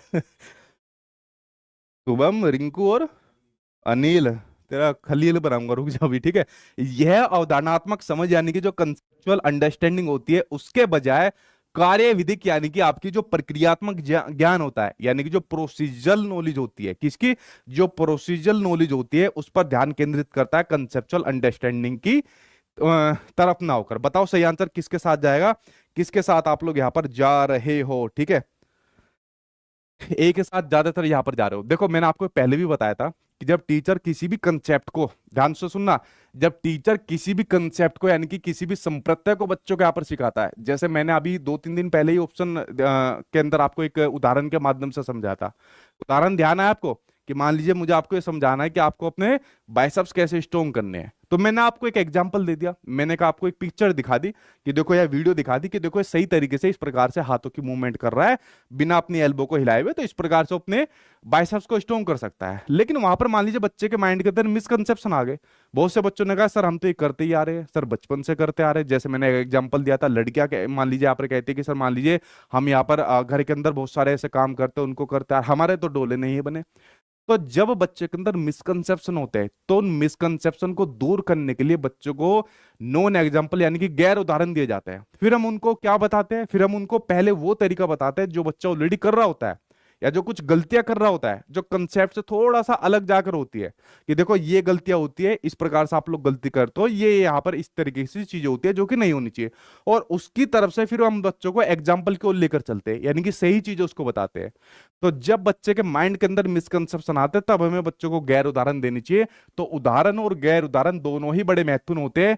जो अवधारणात्मक परिवर्तन यानी कि जो कंसेप्चुअल चेंज आते हैं उसको एनकरेज करने का एक प्रभावशाली तरीका है, यानी कि बच्चों को सोचने समझाने का एक बड़ा इफेक्टिव तरीका है होता है कि बच्चों को जो आपके उदाहरण और गैर उदाहरण है दोनों देनी चाहिए। देखो एक हल्का सा टेक्निकल यहाँ पर चौथा ऑप्शन भी दिया हुआ है, इसके ऊपर नजर डालो। इसने कहा कि यह अवधारणात्मक समझ की जगह यानी कि जो कंसेप्चुअल अंडरस्टैंडिंग होती है जहां पर बच्चा अपने कंसेप्ट को सीख रहा होता है उदाहरण और गैर उदाहरण के माध्यम से, ये उसकी बजाय प्रोसीजरल नॉलेज को बल देती है, यानी कि कार्यविधिक जो आपका ज्ञान होता है उस पर बल देती है। देखो, प्रोसीजर नॉलेज का मतलब होता है जब बच्चा किसी कार्य को एक प्रोसीजर, एक प्रक्रिया के थ्रू सीखता है। कैसे सीखता है? बच्चा किसी कार्य को एक प्रोसीजर या एक प्रक्रिया के थ्रू सीखता है। फॉर एग्जांपल, जैसे अगर हम किसी बच्चे को बताएं, जैसे मेरा यही एग्जांपल था कि बाइसेप्स आपको कैसे स्ट्रोंग करने हैं, कि भाई पहले सुबह पहले आपको जिम जाना पड़ेगा। जिम जब जब जब आप पहले दिन जाओगे तो पहले ही जाते बाइसेप्स की मत मानना, पहले जाके मिक्स एक्सरसाइज करो, सारी एक्सरसाइज करो। धीरे धीरे करके अपना स्टेमिना बढ़ाओ, धीरे धीरे करके अपनी डाइट बढ़ाओ, धीरे धीरे करके अलग अलग एक्सरसाइज, अलग अलग प्रकार से आप लोग मूवमेंट के साथ करिए। तो इस प्रकार से स्टेप बाय स्टेप तरीका बताया गया कि बच्चा किस प्रकार से अपने यहाँ पर डेवलपमेंट की बात करे, कोई चीज सीखने की बात करे या अपने मसल्स को बढ़ाने की बात करे, तो एक प्रोसीजर के थ्रू, एक प्रक्रिया के थ्रू यहां पर सीख सकता है। तो प्रोसीजर नॉलेज कोई बुरी नहीं होती है, ठीक है, ठीक है। प्रोसीजर नॉलेज के थ्रू हम बच्चों को सिखा सकते हैं, डेफिनेटली सिखा सकते हैं, लेकिन कंसेप्चुअल अंडरस्टैंडिंग की तरफ कोई मतलब ही नहीं। सबसे ज्यादा जो महत्वपूर्ण माना जाता है वो कंसेप्चुअल अंडरस्टैंडिंग को माना जाता है, ठीक है। तो ये आपका बड़ा अच्छा इसने ऑप्शन दिया, फोर्थ ऑप्शन, लेकिन आंसर जो इसमें जाएगा ये फर्स्ट आंसर यहां पर आपका सही जाएगा। क्वेश्चन मैं पहले भी करा चुका हूं, उसके बावजूद भी अगर आप इस तरीके की गलती कर रहे हो तो समझ लो भारी दिक्कत है, ठीक है। अगला यहां पर बताइए, नेक्स्ट क्वेश्चन आपके सामने दिया हुआ है, नेक्स्ट क्वेश्चन के ऊपर नजर डालते हैं। क्वेश्चन आपके सामने दिया हुआ है, देखिए चीजों को थोड़ा समझा करिए, रटा मत करिए। मुझे भी बड़ा दुख होता है जब मैं आपको किसी क्वेश्चन में फंसाता हूं या आप लोग गलत आंसर देते हो, फिर मुझे अपने ऊपर ऐसा लगता है कि यार शायद मैं सही से नहीं समझा रहा क्या, क्योंकि मुझे ऐसा उम्मीद होती है कि मैं पूरे 100 के 100% बच्चों को समझा पाऊं। अगर आप फंस जा रहे हो क्वेश्चन के अंदर, अगर आप चीजें समझ नहीं पा रहे हो, तो समझ लेना यार वो गलती मैं अपने ऊपर लूंगा। अगर आप ऐसा चाहते हो तो वो बताओ। अगला क्वेश्चन सामने स्क्रीन पर आ गया। कथन आपको दिया है, अजरसन आपके सामने दिया हुआ है कि विविध विद्यार्थियों की कक्षा, जैसे हमारी क्लासरूम में अलग अलग विविधता वाले बच्चे हैं आप लोग, शिक्षकों को यथोचित स्वायत्ता देनी चाहिए, ठीक है, शिक्षकों को यथोचित स्वायत्ता देनी चाहिए और पाठ्यचर्या और आकलन प्रणाली को लचीला यहां पर बनाना चाहिए। क्या यहां पर ये कथन दिया हुआ है वो यहां पर ठीक है? इसमें तर्क यह दिया है कि बच्चे बेहतर सीखते हैं जब वह प्रभुत्व लेते हैं, ठीक है, जब वह प्रभुत्व लेते हैं यानी कि डोमिनेट करते हैं, ठीक है, सत्ता अपने हाथ में ले लेते हैं, और उनके सीखने की जरूरतों का समायोजन यहां पर होता है। बताओ क्या दोनों ठीक है, दोनों गलत है, एक सही है, दूसरा इसकी सही व्याख्या कर रहा है? सही आंसर क्या हो जाएगा, किसके साथ आप लोग यहां पर जाओगे, जल्दी से आप लोग बताइए, ठीक है। ए के साथ आप लोग जा रहे हो, ज्यादातर का ए है, दोनों ठीक है भाई आपका। अगर आपको यहां पर अलग अलग विद्यार्थियों वाले बच्चे होते हैं ना, तो हर प्रकार से आपको फ्लेक्सिबिलिटी रखनी पड़ेगी, टीचर को अपने तरीके में रखनी पड़ेगी, करिकुलम को अपने जो भी पाठ्यचर्या के अंदर उसके अंदर चीजें कंटेंट रहती है, ठीक है, उसके अंदर यहाँ पर आपका फ्लेक्सिबल उसको रहना पड़ेगा। तो यहाँ पर जो पाठ्यचर्या की बात कही गई है या किसी भी आकलन प्रणाली XYZ, उसको लचीलापन बनाना चाहिए, बिल्कुल ठीक बात है। और बच्चे तब सही सीखेंगे जब वो प्रभुत्व लेते हैं, ना कि टीचर ये प्रभुत्व वाली मतलब एक कह सकते हैं कि रोल के अंदर होता है। यानी कि बच्चा जब स्वायत्ता की ओर जाता है, ऑटोनोमस की ओर यहाँ पर बच्चा जाता है कि यस इस काम को मैं खुद से भी सीख सकता हूँ, पर थोड़ा सा मुझे सपोर्ट की जरूरत है, तो बस टीचर साहब आप एक मुझे हल्का सा स्कैप फोल्डिंग दे दो, ठीक है। स्कैप फोल्डिंग कोई ऐसे नहीं होती कोई परमानेंट आपका सपोर्ट होता है, या आपकी परमानेंट सपोर्ट नहीं होती, टेम्परेरी सपोर्ट होता है कि टीचर मुझे एक टेम्परेरी सपोर्ट दे दो, एक स्कैप फोल्डिंग दे दो, मैं खुद अपने आप इस समस्या का समाधान कर जाऊंगा। तो दोनों ठीक है, इसलिए इस प्रकार की जो विविधता वाली क्लासरूम है वो लचीलेपन यहां पर होनी चाहिए। तो ए और दोनों ठीक है, और इसकी सही प्रकार से व्याख्या भी कर रहा है, और आप लोगों ने भी ज्यादातर ने सही आंसर बताया। अगला क्वेश्चन देखते हैं, नेक्स्ट क्वेश्चन आपके सामने क्या दिया हुआ है, सवलीनता की बात हो रही है, ठीक है, किसकी बात हो रही है, सवलीनता यानी कि ऑटिज्म की बात हो रही है। यानी कि जो आपके सामने एक आपका डिसऑर्डर दिया हुआ रहता है, RPWD एक्ट के अंदर जो 21 दिव्यांगता है उसके अंदर से एक दिव्यांगता है ऑटिज्म यानी कि सवलीनता। तो सवलीनता से ग्रस्त विद्यार्थी हालांकि कुछ क्षेत्रों में विभिन्न चुनौतियों का सामना करते हैं, लेकिन उनके पास डैश का मजबूत पक्ष भी होता है। तो अध्यापक जिसका इस्तेमाल शिक्षण अधिगम प्रक्रिया को कर सकता है, यानी टीचिंग लर्निंग प्रोसेस कर सकता है, वो आप लोगों को बताना है कि कौन सा मजबूत पक्ष ऑटिज्म वाले बच्चे के अंदर होता है, जो अपने व्यवहार को बार बार रिपीट करते हैं, जो अपने व्यवहार को बार बार रिपीट करते हैं, ठीक है। तो जो अपने व्यवहार को बार बार रिपीट करते हैं, जैसे मैंने आपको करके बताया, ठीक है, ये ऑटिज्म होता है, यानी कि रिपीटेटिव बिहेवियर होता है, अपना रिपीट करते रहते हैं बिहेवियर को, ठीक है। बताओ भाई, क्या यहां पर सूक्ष्म विवरणों पर ध्यान देने की बात हो रही है, ठीक है, यानी कि आपके जो छोटे विवरण होते हैं उन पर ध्यान देने की बात हो रही है। क्या सामाजिक संप्रेषण में वो मजबूत होते हैं, यानी कि जो सोशल कम्युनिकेशन होता है उसमें वो मजबूत होते हैं, या फिर खुद को बड़े समूह के सामने बिना हिचक के वो व्यक्त करने की उनके सामने ये एबिलिटी होती है, या फिर जो आपकी देनदीनी में जल्दी जल्दी परिवर्तन के प्रति सरलता पूर्वक समन्वय होता है, यानी कि जो जैसे एक शेड्यूल होता है उसके अंदर क्या वो जल्दी से चेंज कर सकते हैं। बताओ सही आंसर क्या हो जाएगा। देखिए यहाँ पर बात हो रही है आपके ऑटिज्म की, तब तक आंसर सही बताओ, ठीक है। और वीडियो के एंड में देखता हूँ कौन बच्चा आज टॉप करता है, ठीक है। कमेंट बॉक्स में नाम भी लिखना। ऑटिज्म का मतलब होता है जब बच्चा खुद में लीन होता है, इसके नाम से पता चल रहा है स्वलीन, यानी कि जब बच्चा खुद के अंदर लीन होता है, क्या होता है, खुद के अंदर लीन होता है।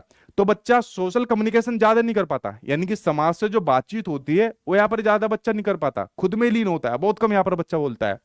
यहाँ पर बिना हिचक के सामने जो लिखा है ना कि उसको यहाँ पर बच्चा व्यक्त कर पाता है, नहीं कर पाता, बहुत हिचकता है ऐसा बच्चा। जब आप उससे कोई भी चीज पूछोगे बच्चा नहीं बोल पाएगा, सही से कम्युनिकेट यहाँ पर नहीं कर पाएगा, और ना ही इतनी जल्दी चीजों को चेंज कर पाता। बट जो ऑटिज्म वाले बच्चे के होते हैं ना, उनके अंदर, जैसे हर बच्चे के अंदर कोई ना कोई, जैसे मान लीजिए कोई दिव्यांगता है तो कुछ ना कुछ पॉजिटिव पॉइंट भी देखने को मिलते हैं। तो अगर कोई ऑटिज्म यानी संलीनता वाला दिव्यांग वाला बच्चा होता है ना, ऐसे बच्चों को फैक्चुअल नॉलेज बहुत ज्यादा होती है। किसकी नॉलेज? फैक्चुअल नॉलेज इन वाले बच्चों को ज्यादा होती है, फैक्ट की नॉलेज बहुत होती है। आप किसी भी फैक्ट के बारे में पूछ लोगे, इंडिया आजाद कब हुआ, मान लीजिए इन्होंने ये चीज पढ़ी हुई है, देखा हुआ है, बता देंगे ये तब आजाद हुआ, ऐसे ऐसे हुआ, इस डेट को ये हुआ वो हुआ, ठीक है। तो फैक्ट यानी कि तथ्यों की नॉलेज बहुत ज्यादा इनके पास होती है, क्योंकि खुद में लीन होते हैं, ज्यादा किसी से बातचीत नहीं करते, खुद ही चीजें करते रहते हैं। तो यहाँ पर जो सूक्ष्म विवरण होते हैं उन पर वो ध्यान देने के अंदर उनकी जो एक एबिलिटी होती है वो होती है, फैक्चुअल नॉलेज ऐसे बच्चों के पास ज्यादा होती है। तो इसका मजबूत पक्ष भी ऐसे बच्चों के पास में, ये नहीं कि सारे के सारे नेगेटिव पॉइंट उनके सामने। तो फर्स्ट आंसर यहाँ पर आपका सही हो जाएगा। आप लोग किसके साथ जा रहे हो? फर्स्ट के साथ आप लोग यहाँ पर जा रहे हो, ठीक है। आज 15,000 आप लोग लाइव चल रहे हो, ठीक है। वरना इस टाइम पर तो सीटेट का जो लाइव का रहता है वो 20-25 हजार लाइव का रहता है, लेकिन इस बार थोड़े से बच्चे सीटेट में कम एक्टिव लग रहे हैं, वो भी जमीन खोद खोद के भी आने वाले हैं, जब देखेंगे, ठीक है। आप लोग वीडियो को बाकी शेयर कर दिया करो ताकि दूसरे बच्चों का भी पास हो जाए एग्जाम। अगला क्वेश्चन है कि निम्नलिखित में से कौन सा विकल्प दी गई विशिष्ट अधिगम वरीयता वाले विद्यार्थियों के समावेशन हेतु यथोचित संयोजन रणनीति का सही युग्म है? बताओ सही आंसर पहले, जल्दी कौन देगा। क्या वो गति संवेदी यानी कि काइनेस्थेटिक की बात हो रही है, जो सामग्री को जोर से पढ़ना है? अगर किसी के अंदर मान लीजिए गति संवेदिक से संबंधित कोई प्रॉब्लम है, यानी शरीर से जुड़ी हुई अगर मान लीजिए कोई प्रॉब्लम है, तो क्या वो सामग्री से जोर से अगर पढ़ेगा तो उसका क्या उचित समायोजन यहां पर हो पाएगा? या फिर मान लीजिए सुनने से संबंधित यानी कि श्रवण की प्रॉब्लम है, ठीक है, तो पुस्तकों को नोट से मुख्य अंशों को यहाँ पर चिन्हित कर लेगा। अगर स्पर्शनीय है यानी कि जो टैक्टाइल होती है, जो दृष्टिहीन बच्चे, उसके लिए इन चीजों का सहारा लिया जाता है। मैं क्यों बता रहा हूँ, पहले इसका आंसर दो तब समझाऊंगा आपको, ठीक है, क्योंकि मॉक टेस्ट आज आपका है, मेरा नहीं है। सामग्री के मौखिक सारांश के लिए पूछना है, या फिर दृश्य है आपके सामने, जो विषय वस्तु को व्यवस्थित करने के लिए मानचित्र और प्रवाह चार्ट का यहां पर उपयोग करते हैं। किसका उपयोग करते हैं? मैप का और फ्लो चार्ट का यूज करते हैं, जो यहां पर आपके बच्चे को देखने से संबंधित दिक्कत रहती है। बताओ भाई आपके सामने क्या आंसर हो जाएगा? सही सही आंसर बताइए किसके साथ आप लोग यहां पर जाओगे, ठीक है। ठीक है सर, आईपीएल के टाइम सीटेट होगा तो होगा बच्चे। अच्छा, आईपीएल का भी कुछ चल रहा है क्या? मुझे नहीं पता भाई आईपीएल के बारे में, ठीक है, कि किस टाइम पर कौन सा मैच है। बताओ किसके साथ आप लोग यहाँ पर जा रहे हो, जल्दी बताओ। ज्यादातर डीडी के साथ जा रहे हो। डीडी क्या है भाई आपका? बिल्कुल ठीक है। अगर मान लीजिए देखिए जो दृश्य से संबंधित, मान लीजिए अगर किसी को इस प्रकार की दिक्कत है, अगर उन बच्चों को हम कंसेप्ट मैप वो नहीं है देखने वाला मैप, कंसेप्ट मैप जो हमारे माइंड होता है, ठीक है, जो ये हमारा माइंड होता है, इसके अंदर छोटे छोटे बहुत सारे कंसेप्ट होते हैं जो आपस में इंटरकनेक्टेड होते हैं, ठीक है। जैसा आपने एक कंसेप्ट बताया कि सर सीटेट का एग्जाम, आईपीएल का भी मैच चल रहा है, सचिन सर पढ़ा रहे हैं, इनको आपस में इंटरकनेक्ट करा हुआ है। तो अगर विजुअल की अगर बात हो रही है तो अगर कंसेप्ट मैप के बारे में बताएंगे, फ्लो चार्ट के बारे में बताएंगे, तो आपका सही हो जाएगा, फोर्थ आंसर आपका सही हो जाएगा। और थैंक यू ये आईपीएल की बात बताने के लिए। देखता हूँ कब आपके आईपीएल मैच आ रहे हैं, ठीक है। अगला क्वेश्चन देखते हैं। आईपीएल में क्रिकेटर कमा के चले जाएंगे, ठीक है, और सब कमा के चले जाएंगे, तुम मैच देखते रह जाना, तुम्हारा नहीं हो पाएगा, ठीक है। इसलिए मैच भी देखो और पढ़ो भी। अगला है अधिगम यानी कि लर्निंग की सर्वोत्तम अवस्था कौन सी होती है? बताओ भाई लर्निंग की सबसे बढ़िया अवस्था कौन सी होती है? निम्न उत्तेजना यानी कि लो आपकी उत्तेजना होती है, और उनमें भय होता है यानी कि बहुत बढ़िया लेवल का उनके अंदर डर होता है। क्या संतुलित उत्तेजना होती है और कोई डर नहीं होता? कोई उत्तेजना होती है और कोई डर नहीं होता? या फिर उच्च उत्तेजना होती है और उच्च डर उसके अंदर होता है? बताओ अधिगम की सर्वोत्तम अवस्था क्या है? आप लोग भी जो अधिगम कर रहे हो तो सबसे बढ़िया अवस्था क्या होगी आप लोगों के लिए, उसका आंसर दीजिए, ठीक है। डी के साथ जा रहे हो? डी के साथ अच्छा अच्छा, 11वें के डी के साथ जा रहे हो। 12वें का आंसर दो, 12वें का, 12वें का बी। इसमें बी के साथ जा रहे हो, एक दो सी के भी साथ जा रहे हो। देखो अगर यहाँ पर आपको कोई चीज सीखना है और अधिगम की सर्वोत्तम अवस्था की बात कर रहे हैं, अगर आप में से कुछ बच्चे आप रहोगे, तो जो उनके अंदर यहाँ पर उत्तेजना होती है ना, उसको ना तो बहुत कम दिखाएंगे और ना ही बहुत ज्यादा दिखाएंगे। कैसे? अभी जैसे आपने एक स्टूडेंट ने कमेंट करा कि सर आईपीएल की वजह से ऐसा ऐसा हो रखा है, तो आप में से कुछ बच्चे बहुत ज्यादा उत्तेजना दिखाएंगे, अबे आईपीएल शुरू हो रहा है क्या भाई, हम तो आईपीएल देखेंगे भाई, अगर शुरू हो रहे तो ठीक है, कब हो रहे हैं, किस डेट को हो रहे हैं, अभी जाकर नेट पे चेक करता हूँ। तो उनके अंदर बहुत ज्यादा उत्तेजना आ जाएगी, ठीक है। और उसके बाद जैसे मैंने बताया, अगर आईपीएल के चक्कर में लगे रहोगे, पढ़ाई नहीं करोगे, तो पेपर फेल हो जाओगे। तो उसके बाद बच्चे क्या होंगे, यहाँ पर कम उत्तेजित हो जाएंगे, यार आराम से पढ़ लेते हैं, दिक्कत हो जाएगी, या कुछ ज्यादा उत्तेजित भी हो जाएंगे, अबे भाई बहुत जल्दी पढ़ लेते हैं, बेइज्जती हो जाएगी फिर। यानी जो अपनी उत्तेजना होता है, ठीक है, जो अराउजल उनके अंदर होता है, जो उनको उत्तेजित करता है किसी भी चीज को करने के लिए, किसी भी चीज को सीखने के लिए, तो कुछ बच्चों में बहुत ज्यादा होता है, एकदम बहुत उत्तेजित हो जाते हैं कि भाई आज ही बस एक दिन के अंदर सीडीपी खत्म कर जाऊंगा, बस सचिन सर आज मैराथन क्लास रख दो, आज सारी घोट के पी जाऊंगा, एक दिन के अंदर खेल खत्म कर दूंगा। तो बहुत ज्यादा उत्तेजित हो गए।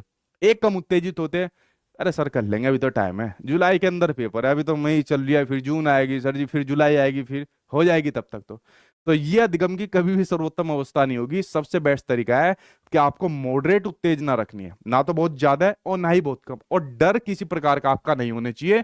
तो सेकंड आंसर यहां पर आपका सही हो जाएगा, ठीक है। तो सेकंड के साथ आप लोग जाओगे, बिल्कुल ठीक जा रहे हो। अगला क्वेश्चन देखते हैं, नेक्स्ट क्वेश्चन जो आपके सामने स्क्रीन पर आया हुआ है कि निम्नलिखित में से कौन सा शिक्षक की भूमिका का सबसे अच्छा वर्णन करता है, सबसे अच्छा रोल बताता है आपको टीचर का, वो आपको बताना। बताओ भाई, भावी टीचर हो, जल्दी से बताओ। आराम के लिए जगह बनाना क्वेश्चन को पूरा पढ़ लो, ठीक है, वरना क्या होगे कि आराम के लिए जगह बनाना, टीचर के लिए आराम के लिए जगह बनाना, वो जगह यहाँ पर उनके लिए हो रही है जहां बच्चे संवाद और पूछताछ के माध्यम से सीखते हैं। यानी कि बच्चे कैसे सीखते हैं, डायलॉग और इंक्वायरी के माध्यम से सीखते हैं, ठीक है। कभी ये सोचे टीचर अपने लिए आराम की जगह बना रहा है, आजकल बहुत सारी न्यूज वायरल होती है, टीचर अब आज मैं सुबह देख रहा था, बिहार के अंदर एक टीचर लेटी हुई थी ऐसे कुर्सी के ऊपर सो रही थी, उसकी किसी ने वीडियो बना ली और वो शेयर कर दी, ठीक है। तो कक्षा में शिक्षक की सबसे महत्वपूर्ण भूमिका अनुशासन यानी कि डिसिप्लिन को बनाए रखना है। एक शिक्षक को निर्धारित पाठ्य पुस्तकों का पालन करना चाहिए, लाइक आपकी एनसीईआरटी का पालन करना चाहिए, या फिर पाठ्यक्रम को यानी करिकुलम को समय पर पूरा करने के साथ साथ दोहराने के लिए भी पर्याप्त समय देना महत्वपूर्ण होता है, क्योंकि फिर उसके ऊपर कोई कार्यवाही ना हो सके, कोई अधिकारी उसको परेशान ना कर सके। तो एज ए टीचर सबसे बढ़िया जो रोल होगा वो आप लोगों को बताना है, वो किसका होगा उसके साथ आप लोगों को बताना है, ठीक है। ठीक है, अच्छा डिसिप्लिन को बनाना है, अरे गधो, डिसिप्लिन तो हमारे टाइम में बनाया जाता था। अगर मान लीजिए जो टीचर होता था, उस टीचर को बढ़िया बताते थे जो पूरी क्लास को चुप रखता था, इतने खतरनाक टीचर होते थे, ठीक है। अगर क्लास में किसी ने शोर मचाया, खड़ा हो जाओ भाई, हाथ खड़े कर दो, बन जाओ, ठीक है, क्लास के बाहर चले जाओ। डिसिप्लिन में तो आप रख ही नहीं सकते बच्चों को, अगर बच्चा खुद से डिसिप्लिन में रहना चाहता है वो ठीक है। अगर आपको डिसिप्लिन में रखना है ना बच्चों को, तो बड़े पॉजिटिव मतलब बहुत सारे तरीके रहते हैं जिनके माध्यम से आप रख सकते हो। वो तरीके तो भूल जाओ कि पनिशमेंट दे दोगे, हाथ खड़ा कर दोगे, तो आपको बच्चों को डिसिप्लिन में नहीं रखना, और ना इस तरीके की आपको सिर्फ पाठ्य पुस्तकों का पालन करना है, ना ही अपने कोर्स कंप्लीट पर ध्यान देना है कि एक मेरा कंप्लीट हो गया, आगे बढ़ता हूँ, अगले वाली क्लास में बढ़ता हूँ। ध्यान रखना एक ऐसी जगह का एनवायरनमेंट आपको क्रिएट करना है, एक ऐसी क्लासरूम की या स्कूल की बात हो रही है कि जो बच्चों के लिए उचित हो, जहां पर बच्चा क्वेश्चन पुटअप कर सके यानी इंक्वायरी मेथड का यूज कर सके, जहां पर बच्चा आपस में डायलॉग वाद विवाद कर सके, डिस्कशन आपस में बच्चा कर सके। तो ऐसी एक क्लासरूम, एक ऐसा स्कूल या ऐसी कोई भी जगह आराम की जगह बनाना, तो फर्स्ट आंसर आपका ऐसी हो जाएगा। अगर ये क्वेश्चन ये होता ना जहां टीचर अपने लिए आराम की जगह बनाता है, अब आप लोग सोचोगे ये तो हमारे लिए बात की जा रही है, हमारे लिए तो होनी चाहिए एक आराम की जगह, एक चारपाई होनी चाहिए, जैसे हमने बच्चों को पढ़ाया 2-3 घंटे बाद फिर उस चारपाई के ऊपर सो गए, ठीक है। तो टीचर को कोई भी आराम नहीं देना आपको, लेकिन यहाँ पर ये जो आराम की जगह बनाई जा रही है वो बच्चों के लिए बनाई जा रही है, तो फर्स्ट आंसर आपका सही हो जाएगा, ठीक है। अगला क्वेश्चन देखते हैं, नेक्स्ट क्वेश्चन आपके सामने स्क्रीन पर आ गया, ये रहा नेक्स्ट क्वेश्चन।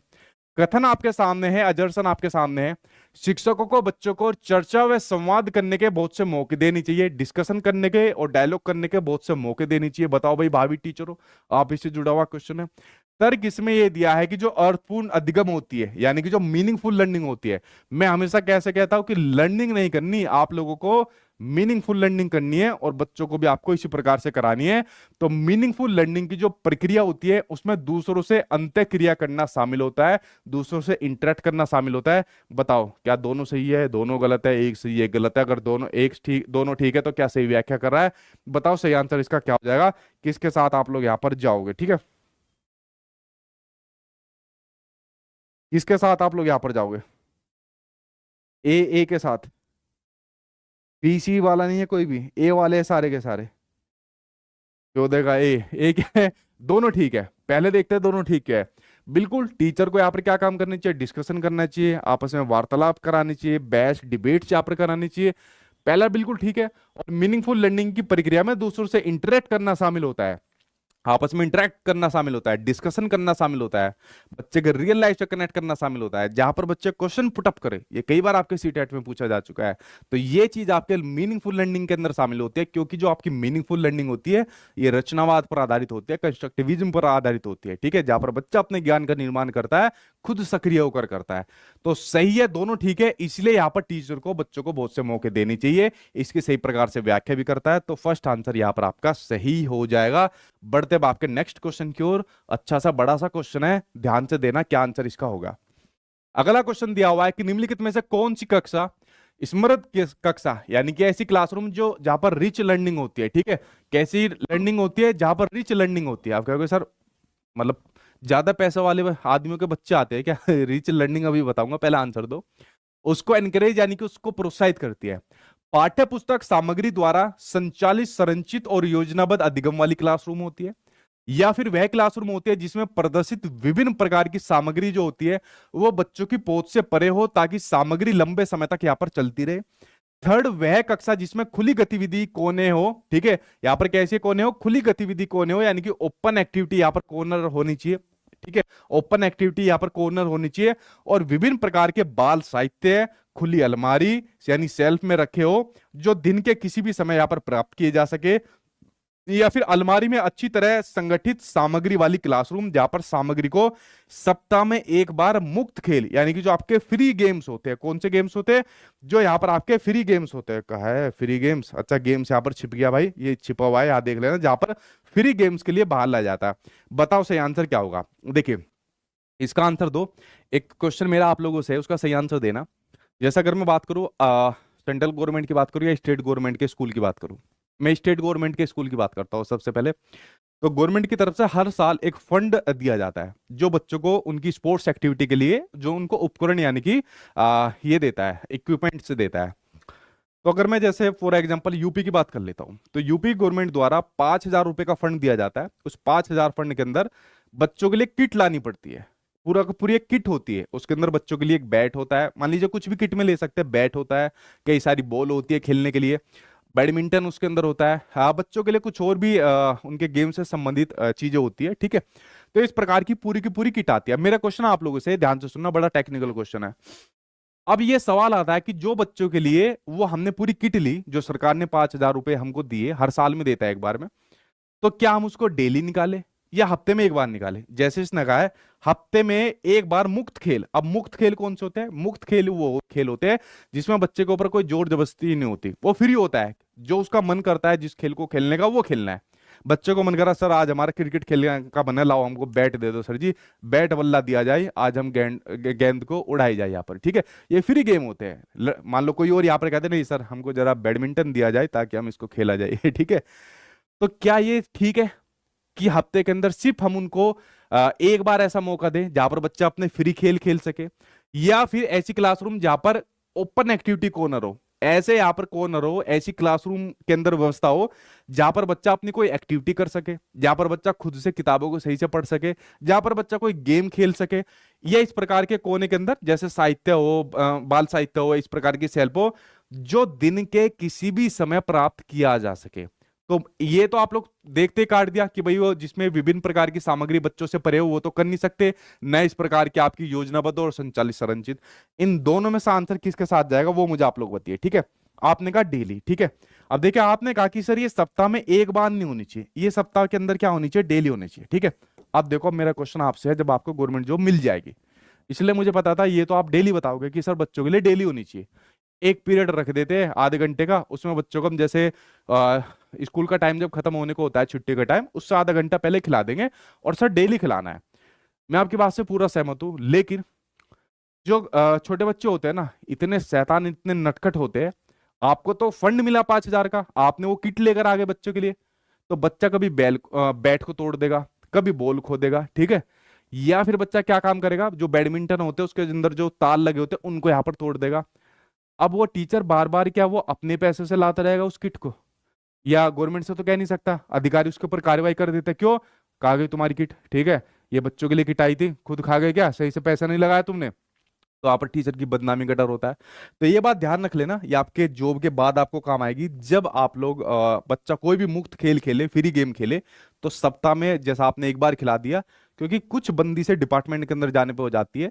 इसलिए सबसे बढ़िया तरीका है कि आपको बच्चों के साथ ऐसे कनेक्ट करना है, उनके साथ ऐसे एंगेज रहना है, ताकि बच्चा आराम से सामान को निकाले, सही से अपना खेले और सही से लाकर उसको रख दे। इस प्रकार की व्यवस्था स्कूल में बनानी है, इस प्रकार का आपको सेल्फ एक्टिविटी कॉर्नर बनाने। थर्ड आंसर आपका सही हो जाएगा। ये आगे के लिए मैंने आपको चीज बताई थी, ठीक है। लंच के बाद यहाँ पर दिया ना चाहिए, ठीक है, लंच के बाद ले लो, लंच के बाद आधे घंटे का टाइम दे दो, उसमें भी आप लोग इस एक्टिविटी को करा सकते हो। बट मेरा क्वेश्चन ये था कि डेली करानी चाहिए या सप्ताह में एक बार, क्योंकि जॉब लगने के बाद आपके सामने व्यवस्था मतलब ऐसे अपने आप ही बन जाएगी कि आप डेली नहीं करा सकते, क्योंकि डेली बच्चे बहुत शैतान होते हैं। छोटा बच्चा बहुत शैतान होता है, नाक में दम कर देगा आपकी, चीजों को बार बार तोड़ता फिरेगा। और उस टाइम पर अगर बच्चा शैतानी करेगा, क्या उसको मारोगे या उसको समझाओगे, ठीक है। अगला देखिए, नेक्स्ट क्वेश्चन आपके सामने है, निम्नलिखित में से कौन सा विकल्प प्रगतिशील शिक्षा यानी कि प्रोग्रेसिव एजुकेशन की बात हो रही है, किसकी बात हो रही है, यहां पर बात हो रही है आपकी प्रोग्रेसिव एजुकेशन की। तो प्रोग्रेसिव एजुकेशन का सबसे अच्छा वर्णन करता है कौन सा, परियोजना विधि यानी कि प्रोजेक्ट मेथड दिया हुआ है, एबिलिटी ग्रुपिंग, ठीक है, ग्रुप ग्रुप में करने की एबिलिटी, उनको रैंकिंग देने की, या फिर बच्चा जब खुद करके सीखता है यानी कि स्वयं करके बच्चा सीखता है। परियोजना मेथड यानी कि प्रोजेक्ट मेथड, सहयोग से बच्चा सीख रहा है यानी कि कोऑपरेटिव लर्निंग के माध्यम से बच्चा सीख रहा है। थर्ड थीमेटिक आपकी यूनिट है, या फिर नियमित इकाई परीक्षण है, या फिर रैंकिंग है, या फिर व्यक्तिगत अधिगम है, या फिर क्षमता के आधार पर समूह बनाना है, या फिर छात्रों की लेवलिंग करनी है, उनको रैंकिंग देनी है। प्रोग्रेसिव एजुकेशन की सबसे बढ़िया निशानी क्या होगी, वो आप लोग यहाँ पर बताइए, जल्दी से आप लोग बताइए, ठीक है। बीबी के साथ आप लोग यहाँ पर जा रहे हो, ठीक है, 16 की बीबी के साथ जा रहे हो। कोमल, ए आंसर नहीं होगा, ठीक है। बी पर जो सभी बच्चे जा रहे हो बिल्कुल ठीक है। देखो, ए क्यों नहीं होगा, क्या बच्चों को आप उनकी एबिलिटी के आधार पर ग्रुपिंग करोगे, उनको ग्रुप में बांटोगे, जी नहीं। उनको कोई रैंकिंग दोगे, जैसा आपने मान लीजिए गलत बता दिया, मैं आपको रैंक दे दूं, बेवकूफ, पागल, सही से भी नहीं आता, बुद्धि भी नहीं है, क्या मैं आपको रैंकिंग दे दूं, ऐसी कोई लेबलिंग दे दो आपको, तुम्हारी बुद्धि कम है, आईक्यू लेवल कम है, क्या चाहते हो मैं ऐसी रैंकिंग दूं, मैं नहीं कह रहा, मतलब एग्जांपल से समझा रहा हूं। तो बच्चों को आपको कोई रैंकिंग नहीं देनी, ग्रुपिंग नहीं करनी। देखे, बच्चों को कोई आपको लेबलिंग नहीं देनी, आपको ना ही रैंकिंग देनी है। तो ये नेगेटिव टैगवर्ड तो आप लोग देखते हुए ऐसे ही काट सकते हो, जहां बच्चा खुद करके सीखे, खुद अपने एक्टिविटी के माध्यम से सीखे, प्रोजेक्ट मेथड के माध्यम से सीखे, कोलैबोरेटिव कोऑपरेटिव के माध्यम से सीखे, वो आपकी प्रोग्रेसिव एजुकेशन की विशेषता का सबसे अच्छा वर्णन करता है। बी आंसर यहां पर आपका सही हो जाएगा। बढ़ते हैं आपके नेक्स्ट क्वेश्चन की ओर, देखते हैं अगला क्वेश्चन क्या कहता है। इसी बच्चे का दिया गया विशिष्ट उत्तर कोलबर्ग, इसको लिख लो भाई, कोलबर्ग के नैतिक तर्क के सोपानों की विषय वस्तु के किस सोपान के अंतर्गत आएगा, क्या है भाई, देखते हैं। यदि आप ईमानदार है तो आपके माता पिता आप पर गर्व करेंगे, इसलिए आपको ईमानदार रहना चाहिए। बताओ भाई, यहां पर आपकी कोलबर्ग की 6 स्टेज में से किस स्टेज की बात करी जा रही है। सोशल कॉन्टैक्ट की बात करी जा रही है, गुड बॉय गुड गर्ल की करी जा रही है, लॉ एंड ऑर्डर ओरिएंटेशन की करी जा रही है, या पनिशमेंट एंड ओबीडियंस ओरिएंटेशन की करी जा रही है। बताओ सही आंसर आपका क्या हो जाएगा, जल्दी से बताइए इसका सही आंसर, ठीक है। सर एक सीटेट का नोट्स बता दीजिए, सर सीटेट के नोट्स कब और कहाँ से मिलेंगे। देखिए, जितने भी आप लोग पूछते हो कि सीटेट के नोट्स कहाँ से मिलेंगे या सीटेट का कंटेंट, टीचर, एनसीईआरटी जो रहते कहाँ मिलेगी, अब वो सब एक जगह मैंने अपने कोर्स के अंदर करी हुई है, जिसको आप लोग मेरी सचिन एकेडमी ऑफिशियल पर जाकर ले सकते हो। तो इसलिए मैं कहता हूँ फिर आपको कंटेंट की जरूरत, मार्केट के अंदर 1 रुपया खर्च करने की जरूरत नहीं पड़ेगी, ठीक है। जैसे मान लीजिए, हाँ, तो मैं आपको ऐसे मॉक टेस्ट करा रहा हूँ, वहां पर आपको रियल मॉक टेस्ट देखने को मिलते हैं, ठीक है। तो सचिन एकेडमी प्ले स्टोर से आप लोग डाउनलोड करके ले सकते हो। देखिए, इसके अंदर आप जा रहे हो गुड बॉय और गुड गर्ल के साथ यहाँ पर जा रहे हो, बिल्कुल ठीक बात है। जब बच्चा, क्योंकि आपकी किसके अंदर आती है, ये आती है आपकी कन्वेंशनल लेवल के अंदर आती है, जब बच्चा समाज के अकॉर्डिंग यहाँ पर चलता है, समाज के नियम के अकॉर्डिंग यहाँ पर बच्चा चलता है, समाज के अकॉर्डिंग बच्चा चलता है, ताकि समाज उसको अच्छा माने। समाज मतलब उसका टीचर, उसकी फैमिली, उसके रिश्तेदार, दोस्त यार, उसको सब अच्छा लड़का, अच्छा लड़की माने। तो इस प्रकार से वो यहाँ पर चलता है कि अगर आप ईमानदार है तो आपके माता पिता आप पर गर्व करेंगे, इसलिए आपको ईमानदार रहना चाहिए। लेकिन कभी कभी आप लोग देखोगे कि कभी कभी जो ईमानदारी है वो भी आप लोगों के लिए गले की फांसी का काम कर जाती है, ठीक है। तो क्या काम करते हैं, कभी कभी आदमी के सामने ऐसी सिचुएशन आती है कि वो उसको अपनी ईमानदारी छोड़कर भी कुछ ऐसा, मान लीजिए किसी की जान बचानी है, लेकिन आदमी कह रहा है नहीं मैं अपने उसूलों से नहीं हटूंगा। अरे भाई वो मर जाएगा, नहीं मैं अपने उसूलों से नहीं हटे, अरे तेरे उसूल भाड़ में जाए, पहले वो मर जाएगा, जान बचा ले। तो अगर किसी की जान बचाने से आपके उसूल टूट टूट गए, मान लीजिए ईमानदारी टूट गई, किसी की जान बच गई, क्या कोई गलत थोड़ी हो गया। तो ये आपकी होती है पोस्ट कन्वेंशन लेवल के अंदर होती है, जब बच्चा खुद से डिसीजन लेता है। लेकिन कन्वेंशन लेवल के अंदर बच्चा समाज के अकॉर्डिंग डिसीजन लेता है। ठीक है, तो आंसर यहाँ पर आपका सेकंड आंसर सही हो जाएगा। बढ़ते हैं आपके नेक्स्ट क्वेश्चन की ओर। देखिए अगला क्वेश्चन आपके सामने क्या कहता है, उसके ऊपर नजर डालते हैं। शिक्षक सीखने के लिए मूल्यांकन और सीखने का मूल्यांकन दोनों का उपयोग कर सकता है। इंग्लिश में पढ़ लो वरना कंफ्यूज हो जाओगे। यहां पर बात हो रही है आपके असेसमेंट फॉर लर्निंग की और असेसमेंट ऑफ लर्निंग की बात हो रही है। तो इन दोनों का यूज कर सकते हैं क्या? दोनों का यूज कर सकता है टीचर? पहला तो क्वेश्चन यही उठता है आज के एरा में, आज के मतलब युग के अंदर। पहला ही इसमें दिया हुआ है, बच्चों की प्रगति की निगरानी करने और उनके सीखने के अंतराल यानी जो लर्निंग गैप्स होते हैं उनको भरने के लिए उचित लक्ष्य निर्धारित करना। असेसमेंट तो करा इसलिए जाता है ताकि लर्निंग गैप्स को भरा जा सके, कि जहां लर्निंग के अंदर कमी आ रही है उनको भरा जाए। ठीक है, लेकिन ऑफ लर्निंग और फॉर लर्निंग की बात हो रही है।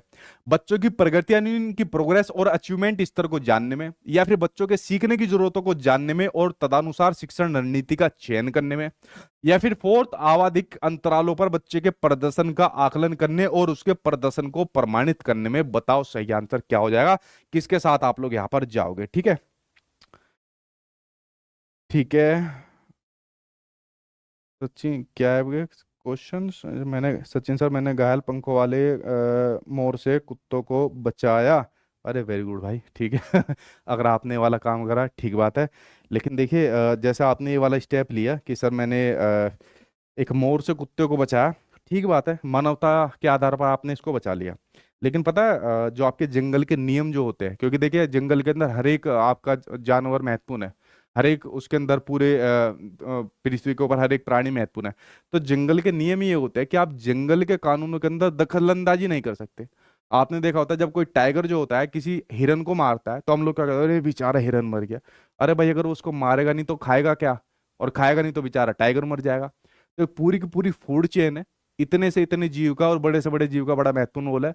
अगर कोई शिकारी, कोई जानवर अगर किसी का शिकार कर रहा है तो आपका हक नहीं है कि उसके अंदर जाकर किसी भी प्रकार का मतलब आप प्रॉब्लम डालो और उनके जो एक प्राकृतिक जो एक साइकिल बनी हुई है उसको आप डिस्टर्ब करो।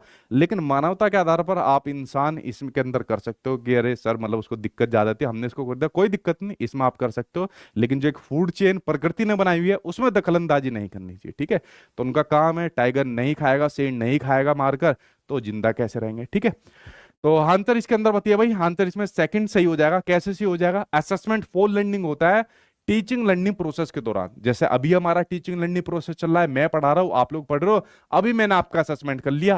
ठीक है, अभी कोई क्वेश्चन पूछ लिया आपसे, कुछ सही देंगे कुछ गलत देंगे, जो गलत देंगे उनका तुरंत के तुरंत मैं यहाँ पर समाधान कर लूंगा। तो आपका असेसमेंट फॉर लर्निंग होता है जो आपका बेस्ट होता है, जो आपका बढ़िया माना जाता है। असेसमेंट ऑफ लर्निंग होता है जब टीचिंग लर्निंग प्रोसेस खत्म हो जाता है। ठीक है, मान लीजिए आपकी क्लासरूम खत्म हो गई, उसके बाद आप क्वेश्चन कर रहे हो कमेंट बॉक्स के अंदर, सर इसका ये आंसर नहीं हो सकता क्या? अरे सर तो उस टाइम पता नहीं घूम रहे होंगे, सो रहे होंगे, खा रहे होंगे, पी रहे होंगे, एप्लीकेशन पर क्लास ले रहे होंगे, उस टाइम आंसर कैसे मिलेगा? अब लाइव में साथ के साथ आंसर मिल जाएगा।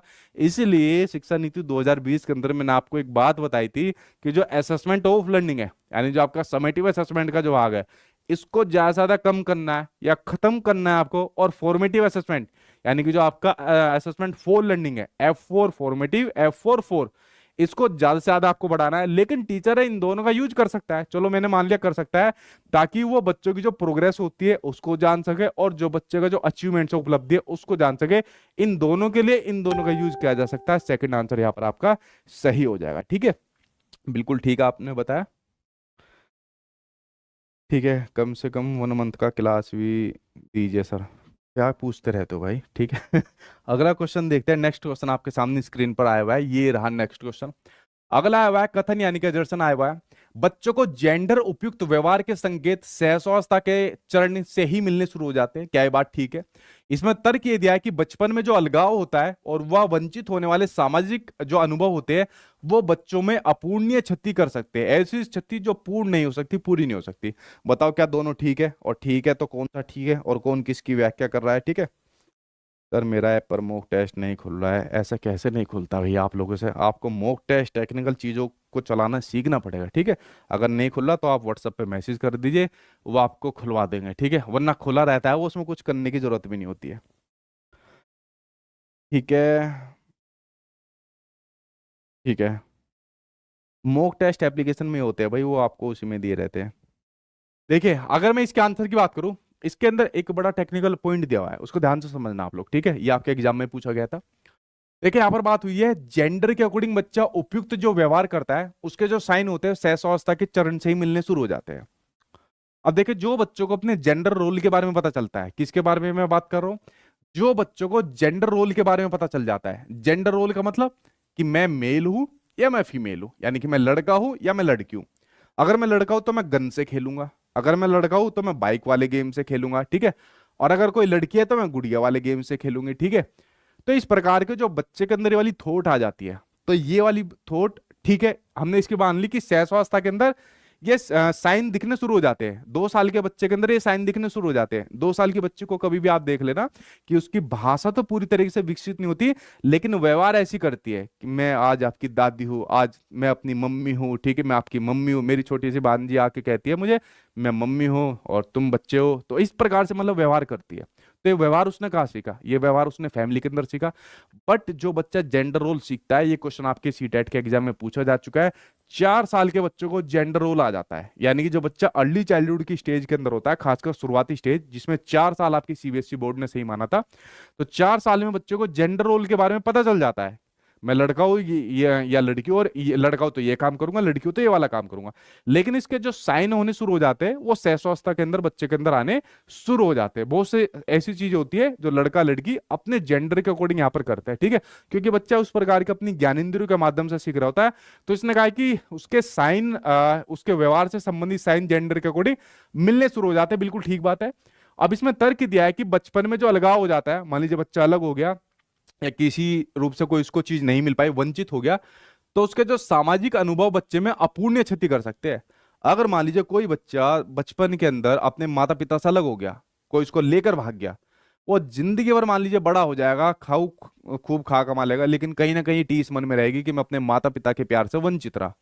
किसी माता पिता ने छोटे बच्चों को काफी मारा पीटा, क्यों? क्योंकि तुम्हें परसेंटेज बढ़िया लानी है, नंबर बढ़िया लाने हैं, समाज के अंदर तुम्हारा एक नाम होना चाहिए, ठीक है।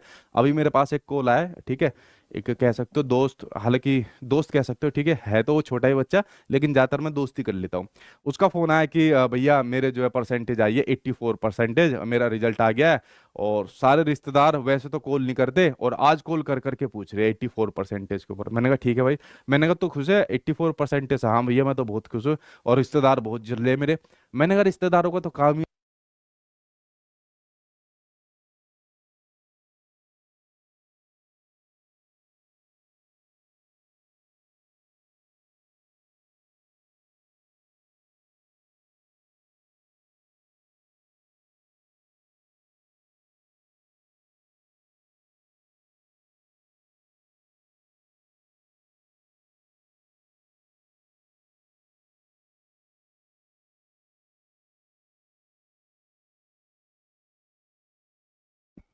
ये बैटरी ऑफ हो गई थी भाई, अब ठीक करिए, ठीक है। तो कुछ बातें मेरी शायद आपको सुनाई भी ना दी होगी, ठीक है। तो ये बात बच्चे में पुण्य क्षति कर सकते हैं, बिल्कुल ठीक बात है। तो दोनों ठीक है, और ये इसकी सही प्रकार से व्याख्या कर रहा है, इसलिए क्योंकि सहस्रावस्था में चरण मिलने शुरू हो जाते हैं, तो आप लोग यहाँ पर फर्स्ट के साथ नहीं जाओगे।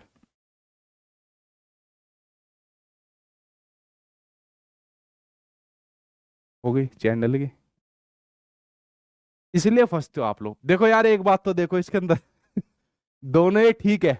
अभी मैंने क्या कहा, इसलिए आप फर्स्ट के साथ नहीं जाओगे, और उसके बावजूद भी बच्चे फर्स्ट फर्स्ट पर आ रहे, अब आए बी आने शुरू हो गए अब। उसके अलावा भी आप फर्स्ट फर्स्ट लगा रहे हो। मतलब मैंने आपको इतना हिंट दे दिया कि दोनों ठीक है, लेकिन उसके बावजूद भी आप फर्स्ट के साथ नहीं जाओगे।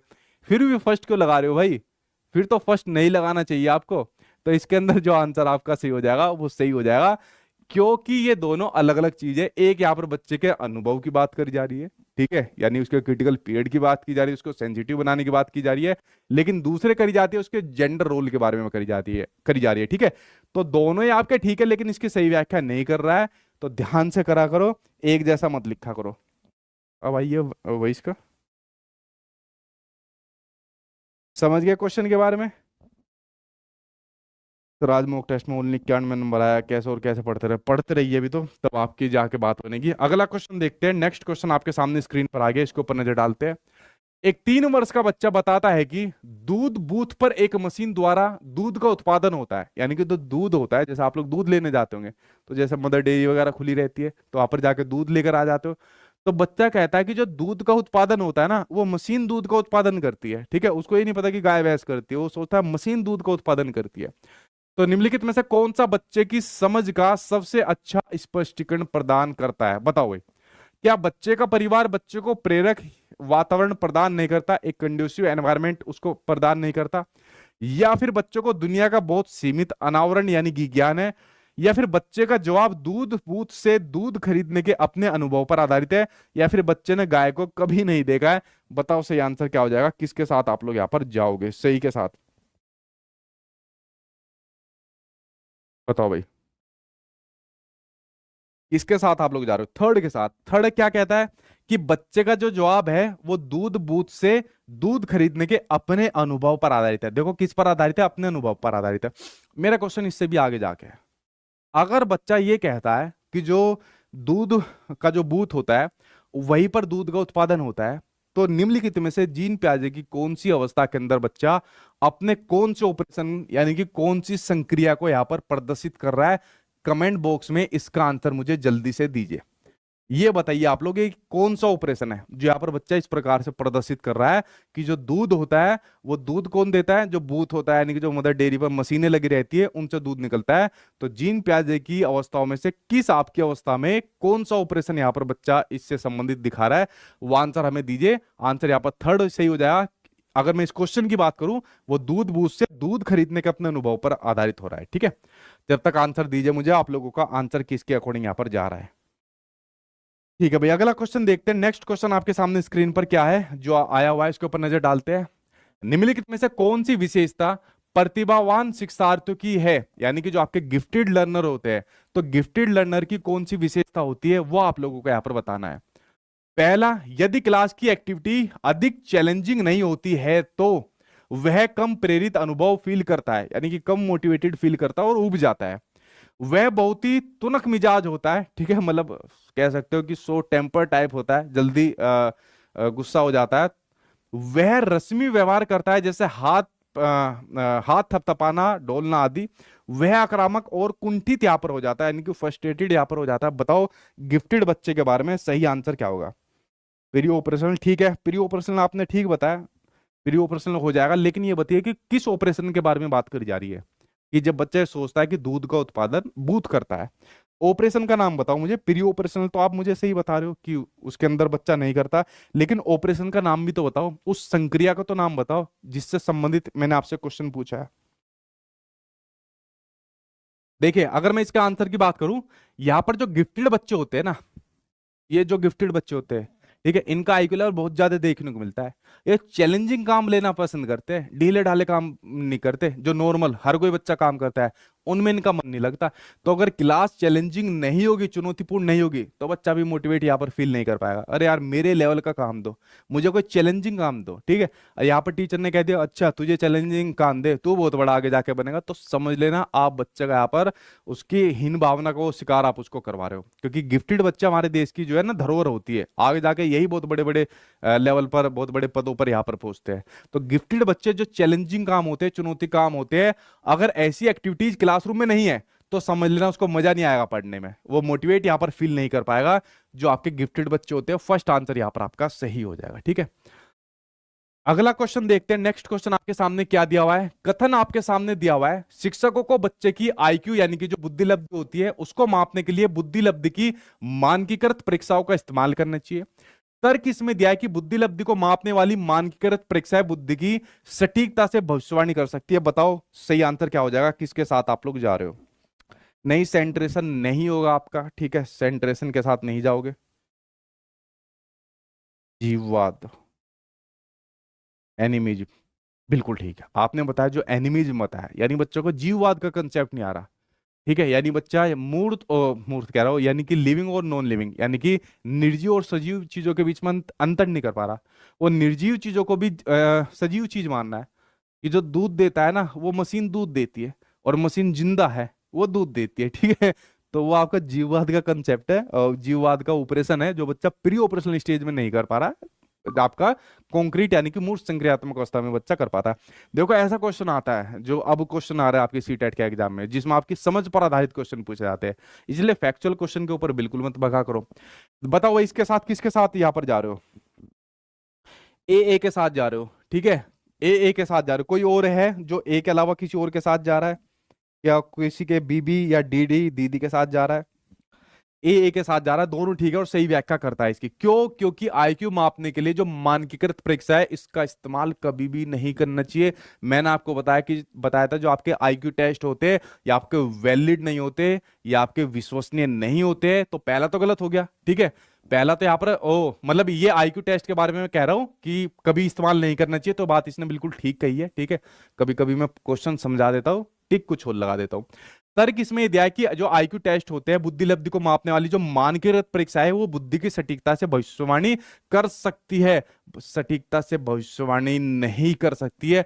आईक्यू टेस्ट वैलिड नहीं होते। तो क्यों आप लोग यहाँ पर बी के फर्स्ट के साथ गए थे भाई कि दोनों ठीक है आपके?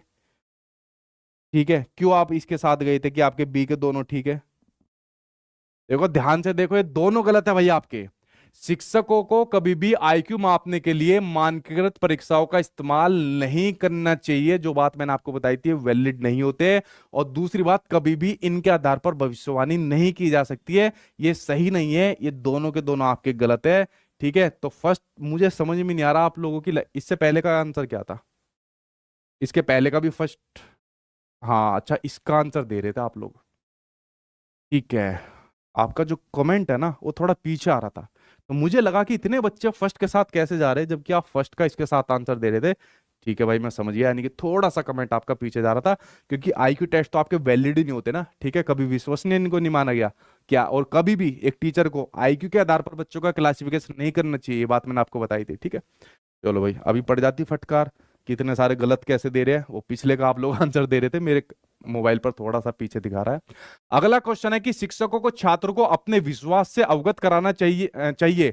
इसकी जो क्षमता होती है, एबिलिटी होती है, क्या वो अनियंत्रित होती है, निश्चित होती है, वृद्धिशील होती है, या पूरी तरीके से बाहरी कारकों पर निर्भर होती है? जैसे मैंने आपके लिए मॉक टेस्ट लिया, कभी कभी आपने देखा होगा मैं किसी क्वेश्चन के अंदर आपको फंसाता हूं कि नहीं इसका तो ये वाला आंसर होगा, नहीं कौन कौन है मेरे साथ हाथ खड़ा कर लो।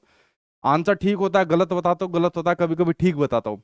इसको हर कुछ क्लास के अंदर कराने का मेरा ये मोटिव होता है। ये मैं पेड क्लास में भी करता हूँ, ये नहीं कि यूट्यूब पर करता हूँ, क्योंकि जो ये वाला पेपर है ना आपका सीटेट वाला, भाई आपका बहुत कंसेप्चुअल आपकी अंडरस्टैंडिंग पर ये पेपर पूछा जाता है।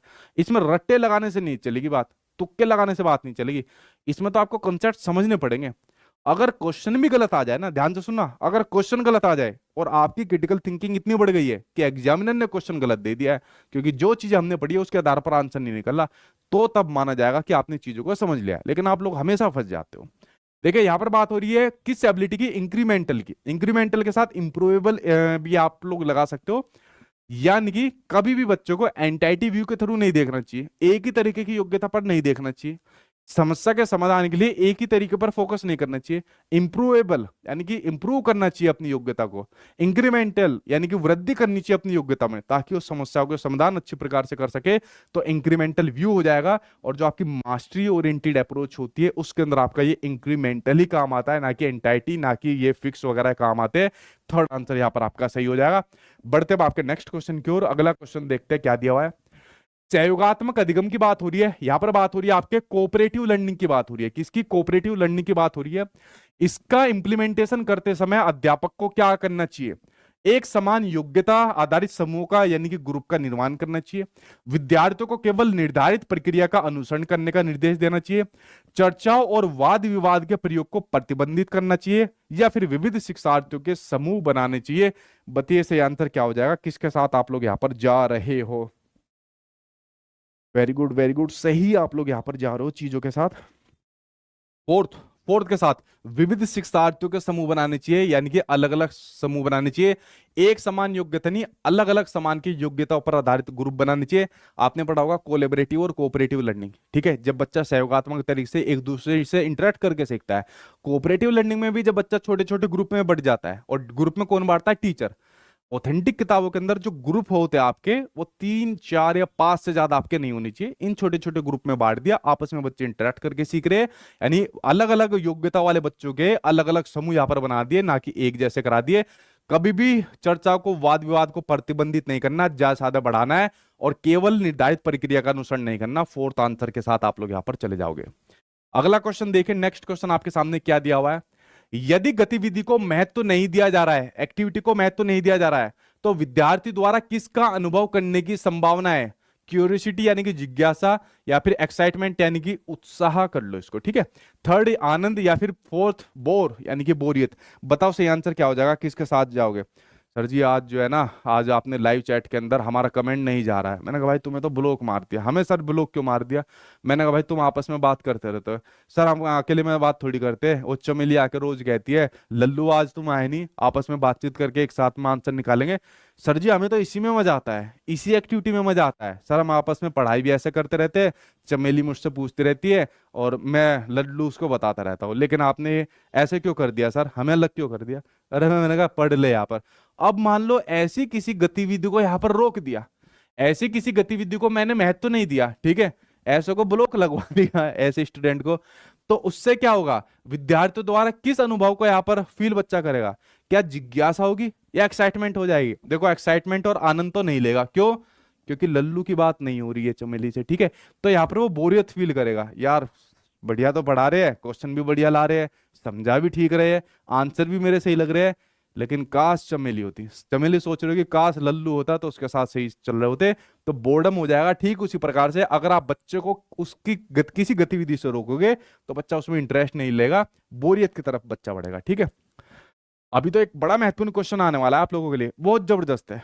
उसका आंसर जिसने दे दिया, समझ लो सीटेट के एग्जाम में बच्चा टॉप करेगा, और वो क्वेश्चन आपके लिए आने वाला है जल्दी, ठीक है। क्वेश्चन आपके सामने ये दिया हुआ है, ये नहीं है, इसके बाद आएगा, वो मैं बताऊंगा कब आएगा। स्कूल अध्यापिका रिचा अपने विद्यार्थियों में अवधारणात्मक समझ यानी कि जो कंसेप्चुअल अंडरस्टैंडिंग होती है उसको प्रमोट करना चाहती है, उसको बढ़ावा देना चाहती है। इसके लिए उसे क्या करना चाहिए? क्या विद्यार्थियों को प्रश्नों का समाधान निर्धारित रूप से करने के लिए कहना चाहिए, या फिर प्रक्रियात्मक ज्ञान जो प्रोसीजरल नॉलेज होती है, जो मैंने आपको स्टार्टिंग में बताई थी, जो मैंने आपको बच्चों को उदाहरण और गैर उदाहरण दोनों देनी चाहिए, जहां पर एग्जामिनर ने कहा था कि बच्चों को कंसेप्चुअल अंडरस्टैंडिंग से प्रोसीजरल नॉलेज की तरफ लेकर जाना है। तो समझाया था मैंने आपको, जब किसी ज्ञान को आप किसी एक प्रक्रिया के थ्रू, एक प्रोसीजर के थ्रू सीखते हो, प्रोसीजरल नॉलेज होती है, और मेटाकॉग्निटिव होती है। मेरी बुद्धि फिर मती मारी गई, आज आपका टेस्ट है, फिर मैं समझा रहा हूं।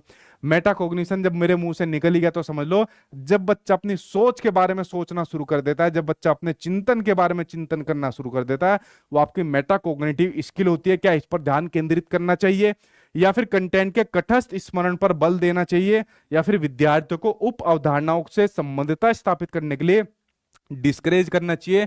तो ये बात तो यार आंसर मैंने सही दे दिया कि प्रोसीजरल नॉलेज कोई बैड नहीं होती है, बट कंसेप्चुअल अंडरस्टैंडिंग से ज्यादा महत्वपूर्ण नहीं मानेगी। और साथ में मेटाकॉग्निटिव स्किल को बढ़ावा देना चाहिए। ये नंबर मेरी तरफ से आप लोगों के लिए नंबर है, ठीक है, क्योंकि मैंने अब गलती से इसकी व्याख्या दे दी, अदरवाइज पहले मैं आपका आंसर लेता, तो सेकंड आंसर यहां पर आपका सही हो जाएगा। अगला क्वेश्चन देखते हैं, नेक्स्ट क्वेश्चन आपके सामने क्या दिया हुआ है। विद्यार्थियों में समालोचनात्मक चिंतन यानी कि क्रिटिकल थिंकिंग का विकास किस प्रकार सहज सुगम किया जा सकता है?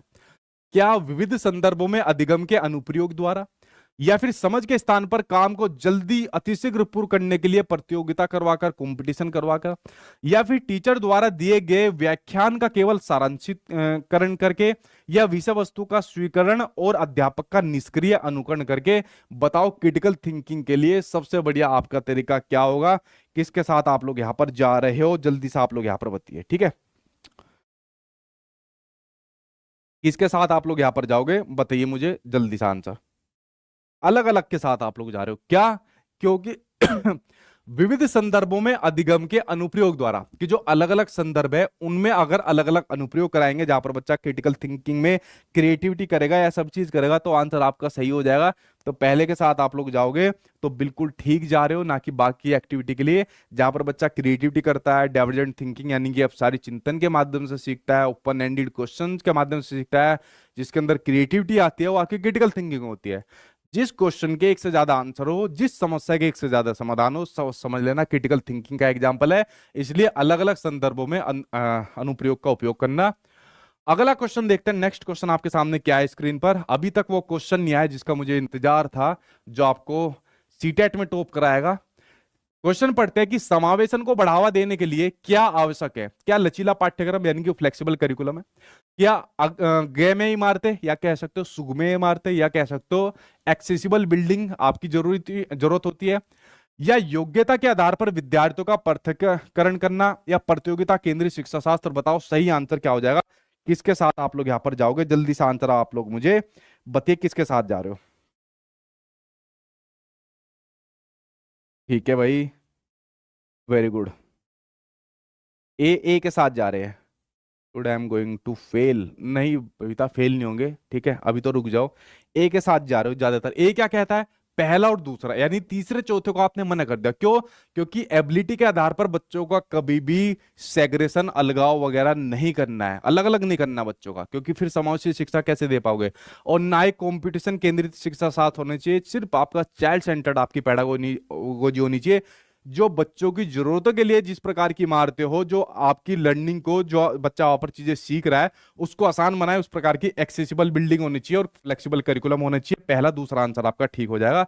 बिल्कुल ठीक आप लोगों ने बताया। ये आ गया वो क्वेश्चन, जो बहुत अच्छा क्वेश्चन है, और इस क्वेश्चन को करने वाले का मैं ये समझ जाऊंगा कि उस बच्चे का सीटेट का एग्जाम पास होने जा रहा है अच्छे नंबर से, जिसने इस क्वेश्चन का आंसर सही दिया। ठीक है, देखो भाई कितने पोल के अंदर कितने कितने परसेंटेज देते हैं, बताइए। क्वेश्चन आपके सामने ये दिया हुआ है, देखिए क्या दिया हुआ है, ध्यान से पढ़ना। राष्ट्रीय शिक्षा नीति 2020 निम्नलिखित में से किसको प्रस्तावित नहीं करती है। पहला, यह सीखना कि कैसे सीखना है, लर्निंग हाउ टू लर्न। दूसरा, कंटेंट में बढ़ोतरी की बात करती है। तीसरा, 360 डिग्री जो आपका प्रगति कार्ड या उन्नति कार्ड, या फिर आप लोग इसको कह सकते हो होलिस्टिक प्रोग्रेस रिपोर्ट कार्ड, आप लोग इसको कह सकते हो, या फिर अनुभवात्मक अधिगम की बजाय संकल्पनात्मक अधिगम पर जोर देना। बताइए इसमें सही आंसर क्या हो जाएगा। ये रहे सामने आपके ऑप्शन, और देखता हूं आपका पोल किसके साथ आप लोग यहां पर सही जा रहे हो। ठीक है, सर बुक का ऑर्डर किया था, अभी नहीं आया भाई। अमेजोन और फ्लिपकार्ट ने आपको एक टाइम दिया होगा कि आपके इस टाइम तक आपको बुक मिल जाएगी, तो अमेजोन और फ्लिपकार्ट वो आपको टाइम देता है। इसका आंसर आप लोग मुझे बताइए, किसके साथ यहाँ पर जा रहे हो।